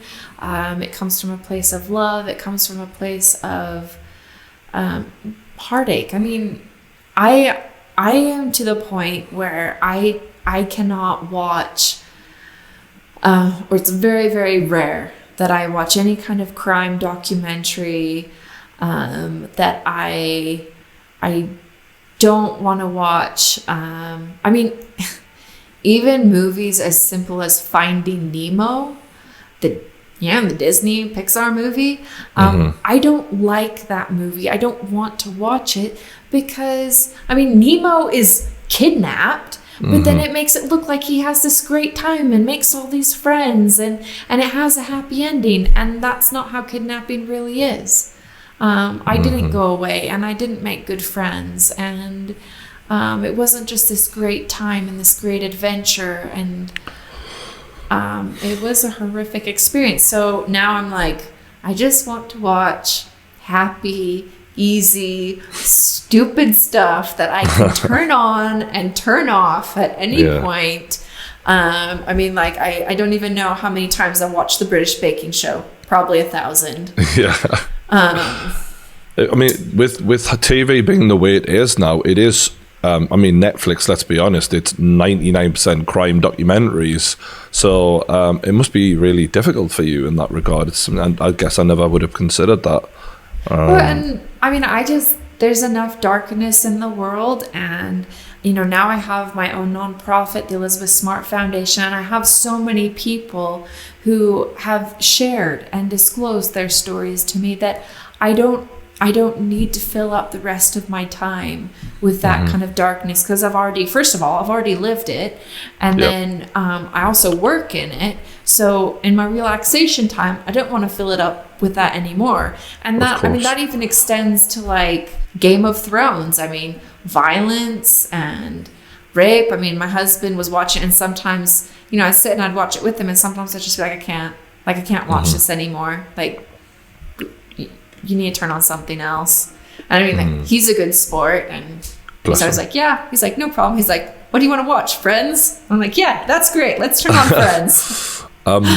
In that recovery period, I was wondering, did you get any professional help, counselling, and etc.? So when I first got home, I mean, the day after I was rescued, I was brought to the Children's Advocacy Center in Salt Lake, where I was told that I needed to speak with these two psychiatrists. And so in my mind, I was like, well, if they're psychiatrists, that means therapy. And so they're going to try to help me or fix me. But I went in there, and I didn't really want my parents in there with me, because I didn't want them to know what had happened to me. But I was in there with these two middle-aged guys, men, that I didn't know. And they were both clearly religious, which, I mean, good for them for practicing their religion.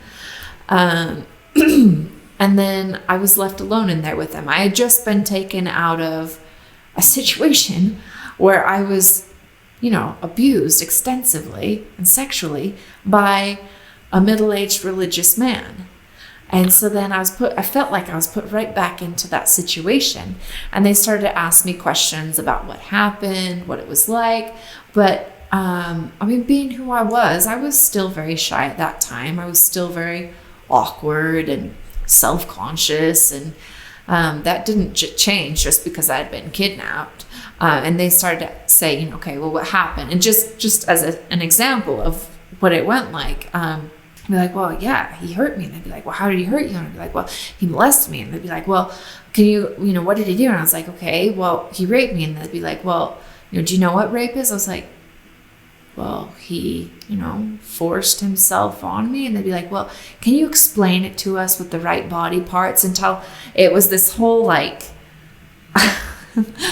pathway of getting to finally saying he forced his penis inside my vagina multiple times a day.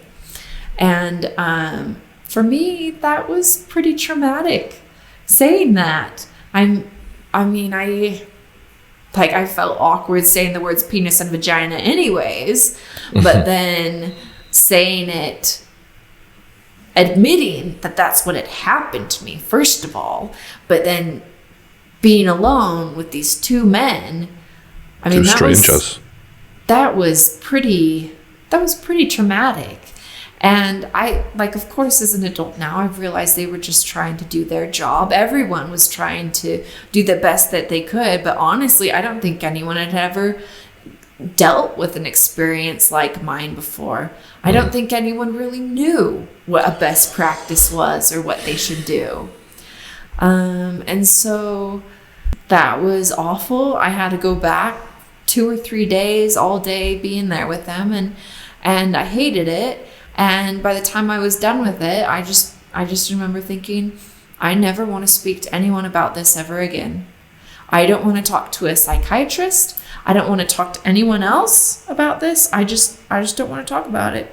Yeah, you appreciate they were trying to do their job, but like someone wasn't thinking straight that day when they thought, I know what we'll do. We'll put her in But, you know, it's just a red flag, isn't it? It doesn't make sense. Was that the only time you were offered it? And was that the only time you had psychiatric help? I mean, they actually weren't there to give me help. They were actually... So what my parents were told was that if they could collect my story from me, they could actually stand proxy for me in the trial. And so my parents, I mean, naturally wanting to protect me, thought that it would be better for me if I didn't have to go and face my captors again. And that if these two men could stand as proxy for me, then that would be the best choice. But I did not fully understand that at the time. And since they simply had the title of psychiatrist, I was like, no, I don't want to do this again. And I mean, my parents, they were incredibly worried about me. And they actually went and they were seeing psychiatrists. They were seeing a therapist. And they're just like, what do we do? What do we do? She doesn't want to talk about it. She doesn't want to see anyone. And the therapist was like, it's okay. It's okay. Just breathe. Like, let her make this choice on her own, because it might not be today, it might not be tomorrow, but there may come a day when she's ready to talk about it. And you might be the one she decides to tell her story to. And you need to make sure you are in a place where you can listen to it. And you need to make sure that you are in a place to help her, because both of you are going to be her biggest therapist, more than any other paid professional could ever be. So you need to make sure that both of you are in a place where you can help her. And so they continue to see a therapist.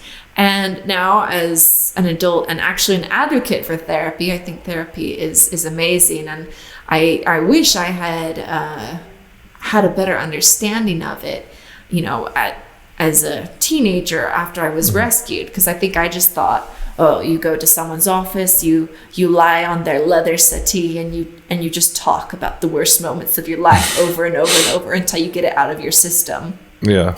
I think that was as the extent of my understanding of therapy went. And now, I mean, that is not therapy. Okay. So you've had it since then, I would assume, by the way you're advocating for it. So I have learned so much more about it. And as I look back on my life, I think that there are so many different forms of therapy. I mean, I find personally for me, the outdoors are incredibly healing for me. And I've spent a lot of time outside. And I love horses. And I think there's something very therapeutic about being around horses. And I spend a lot of time around horses. Honestly, my whole life, it's always been a passion of mine, even from before I was kidnapped. I grew up playing the harp, and I played the harp again after I was kidnapped. And anytime that I couldn't express how I felt or what I was thinking, I know it sounds cliche, but I always felt music was a way I could articulate my feelings without actually verbally articulating them.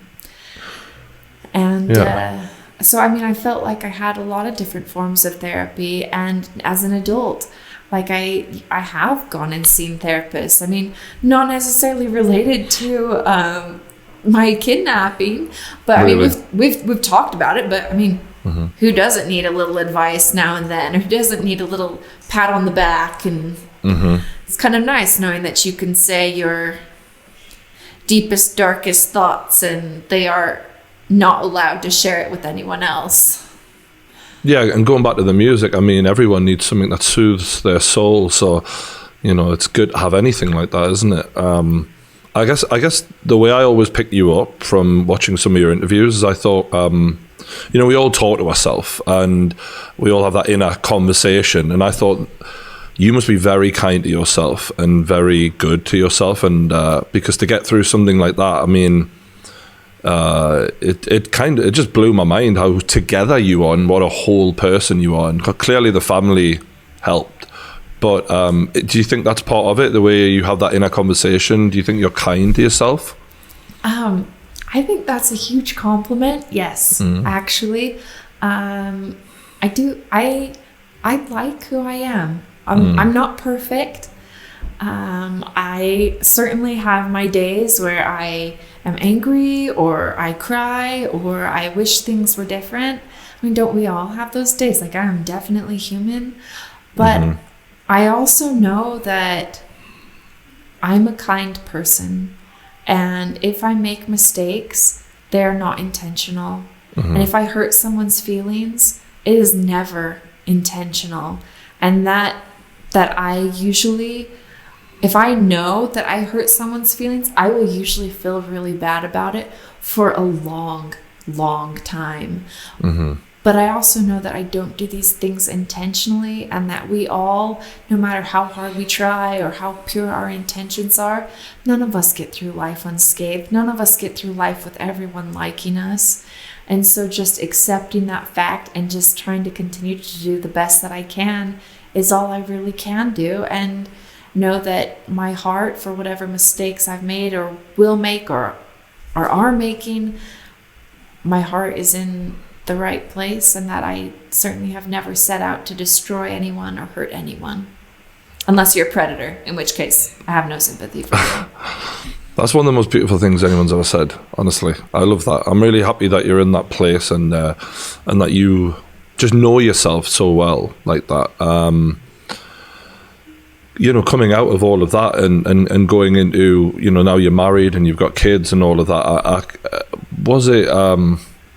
you know, I know you're a strong person, but how did you adjust to just trying to have that regular, you know, dating life and meeting people and all of that? I mean, I think all the things that I felt like had been taken away from me when I got rescued, I felt like I'd been given a second chance at them. So, I mean, before I was kidnapped, I'd never kissed anyone. I'd never held a boy's hand before. I mean, I'd hardly ever even spoken to a boy. And so these were all things that all of a sudden, going from that to being told that I was married to this old man, it was quite shocking. And I felt like all of those things had been taken away from me. So they were certainly things that I was excited about. Coming home, I mean, I was excited to go on my first date. I was excited to have my first boyfriend. There were definitely probably some people that I look back and thinking, I probably should not have bothered going out with you. That probably was not my best decision. I mean, not that they're bad people or anything, but just, I mean, why did I say yes? Like, there was really no reason for me to say yes to you. I don't necessarily think... I mean, I think some people, asked me out simply so they could say they went out with Elizabeth Smart. Some people, I think, were genuine. I mean, I guess we all live and learn. And then, I mean, for my husband, he was born and raised in Scotland. He didn't know who I was. So it was nice to have someone like me, simply for me. And honestly, even though doing like a podcast with you is not something out of like the ordinary, you know, I do podcasts, I do public speaking. I've done some pretty amazing things in my life that I never would have dreamed that I would ever do. It's never played into my relationship with my husband. And one thing I really admire about what you've done is you've really, you know, they took 9 months from you, but you haven't let them take any more than that. And that's so special and powerful that you've managed to do that. I was reading up and I heard that unfortunately the woman has been released not long ago. Is that, are you aware of all of that, and how did that make you feel? Yeah, so she was released, I think it was about 18 months ago. Maybe it's 2 years ago. Just can't even. I don't know. I'm gonna blame it on the pandemic. Time has lost all meaning. Yeah, we're all the same. We're all the same. Every week's the same. Yeah. Yeah, but it was a disappointment. Yeah, it was a disappointment. It felt like I was being let down. But I think, that being said, it helped me. I mean, I should be grateful that I got at least 15 years of her being locked away of justice, because there are so many cases. I mean, the vast majority of these kinds of cases, their abusers don't ever even serve a day in prison. Yeah. And so I think that gave me a greater compassion and understanding for all of those other victims out there and how terrible it must be for them, wondering if they're going to come home tonight and is someone going to crawl into their bed that they don't want in their bed, or when they go to the next family reunion, how are they going to avoid that one relative? And if they speak out, who is going to believe them and who is going to believe that one relative? I mean, I think it really helped me understand more where these other victims are coming from. And I mean, yeah, it was a disappointment. There's nothing really more to say about it. It's a disgrace, in my opinion, because she was so complicit in everything that went on and so much a part of it that she should never have seen the light of day, in my opinion. But and the crazy thing, after I did a little bit of reading, was that she's now living near a school. And after everything she did to a child, it's disgusting how this thing just happens and we all just sort of go along with it, because, government is just so full of shit. Sorry. But and one of the other things that I read up on was that, shockingly, you were a victim of sexual assault later in your life on an aeroplane as well, which gives you a whole nother experience, because now you are this strong person who's overcome all of this horror and you're experiencing something else. It's just unbelievable. What happened there? It is actually still an active case that the FBI are still working on. So they've asked me not to say too much about it, but I will say that it made me so angry that something like this could happen again. I mean, seriously, like this is not okay. And if it can happen to me again, I mean, how many more people is it happening to? I mean, how many victims are there that just aren't saying anything? Because it is a hassle. It does take forever. And is justice ever really served? Yeah. It's hard to say. I mean, my eyes have been opened a lot in the last few years, through people like yourself speaking out and other victims. But yeah, the fact that you've had such horrific things happen twice it just proves it's far too common. Can we talk a little bit about some of the positive stuff that you've managed to do off the back of this? Because I was talking to your friend Sage before we did this, and you've got some amazing things going on, like online self-defense classes for women, and it's just all, you've been an activist for years, in fact. So let's talk about some of the positive stuff. Okay, yeah, I'd love to. So we have a self-defense class that we offer and are working on spreading that and making it more available, obviously, as we're still in the middle of a pandemic. It's a bit hard, but we're working on it.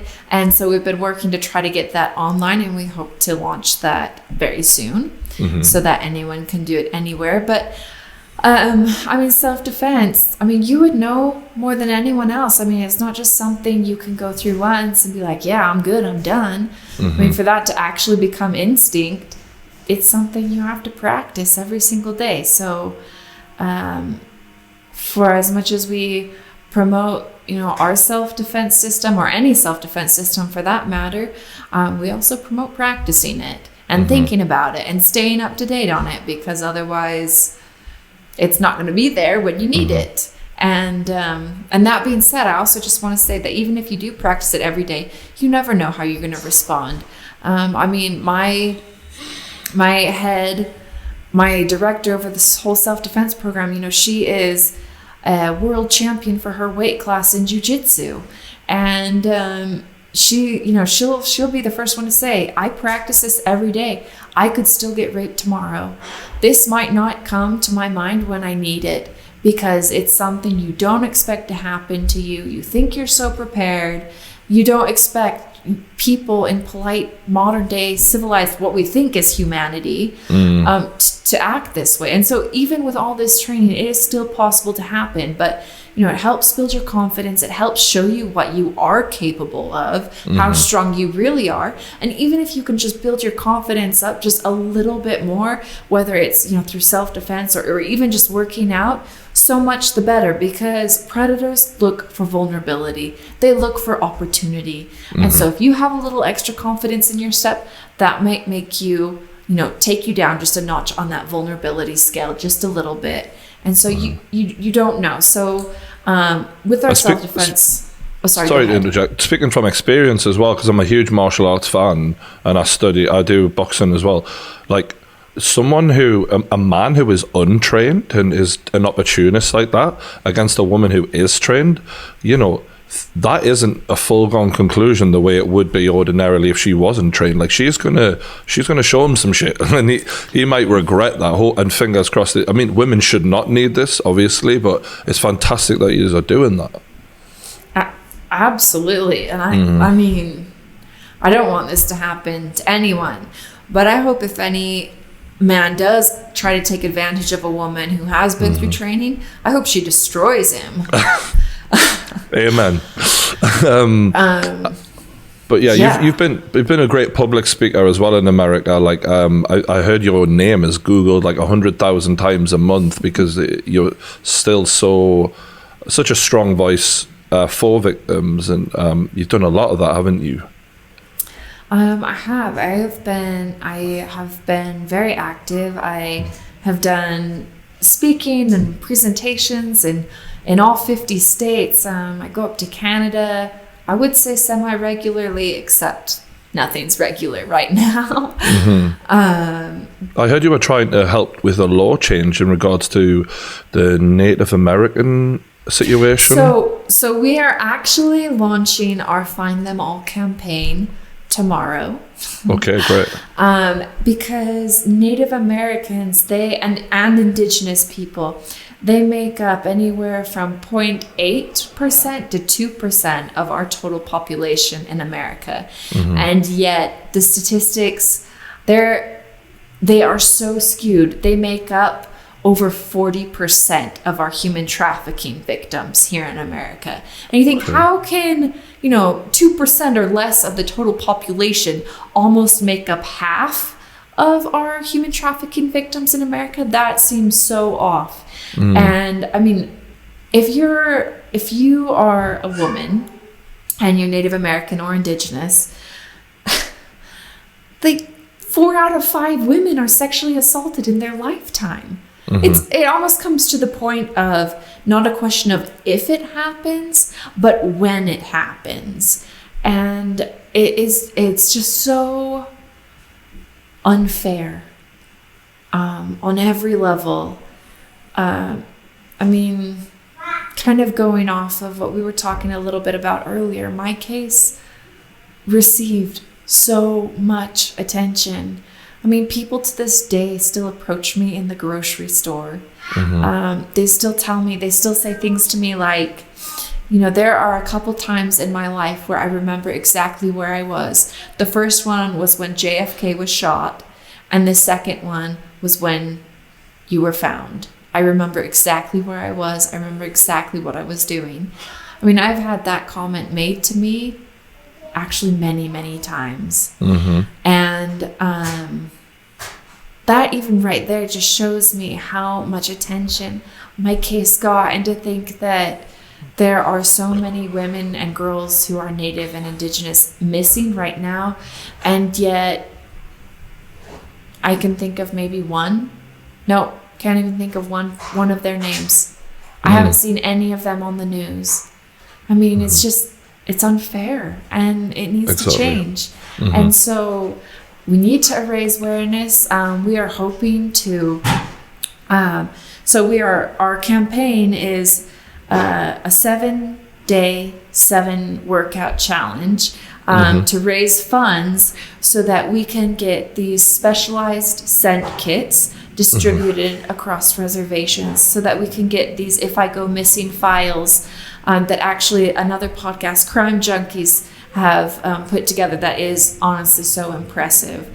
Get these files distributed out across reservations, and then be able to we have this bloodhound who has been trained not just to track disturbance in the ground, but to actually follow scent. The way that it was described to me is that each one of us, we're each like our own individual pig pen, like from the character from Charlie Brown.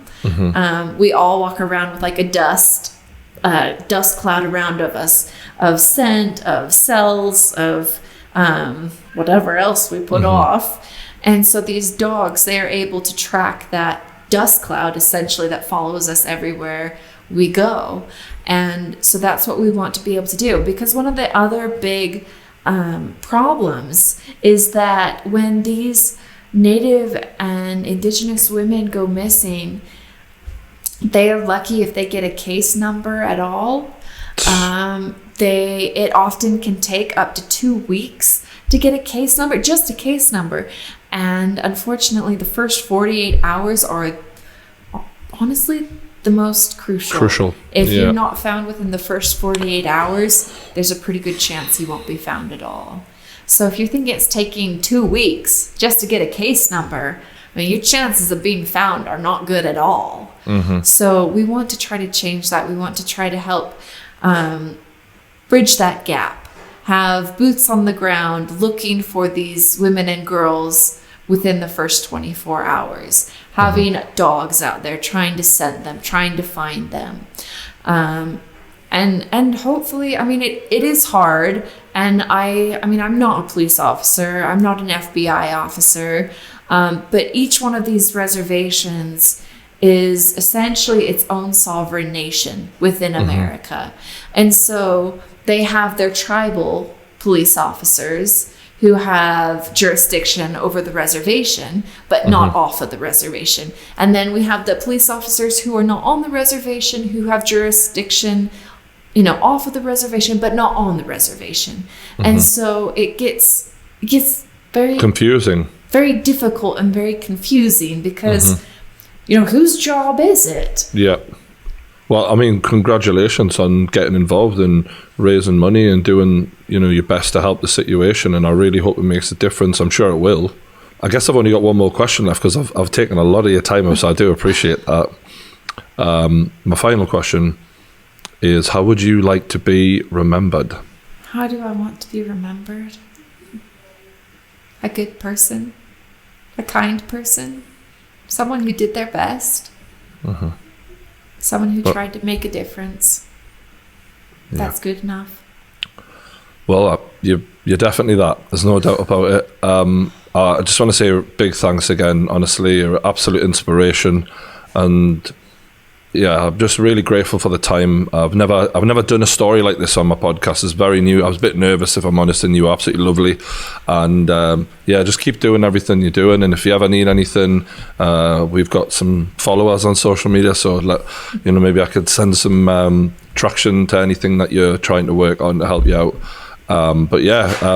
What is your website for anyone who wants to get involved with the self-defense stuff? So it's elizabethsmartfoundation.org. And then, of course, we're on Facebook, we're on Instagram.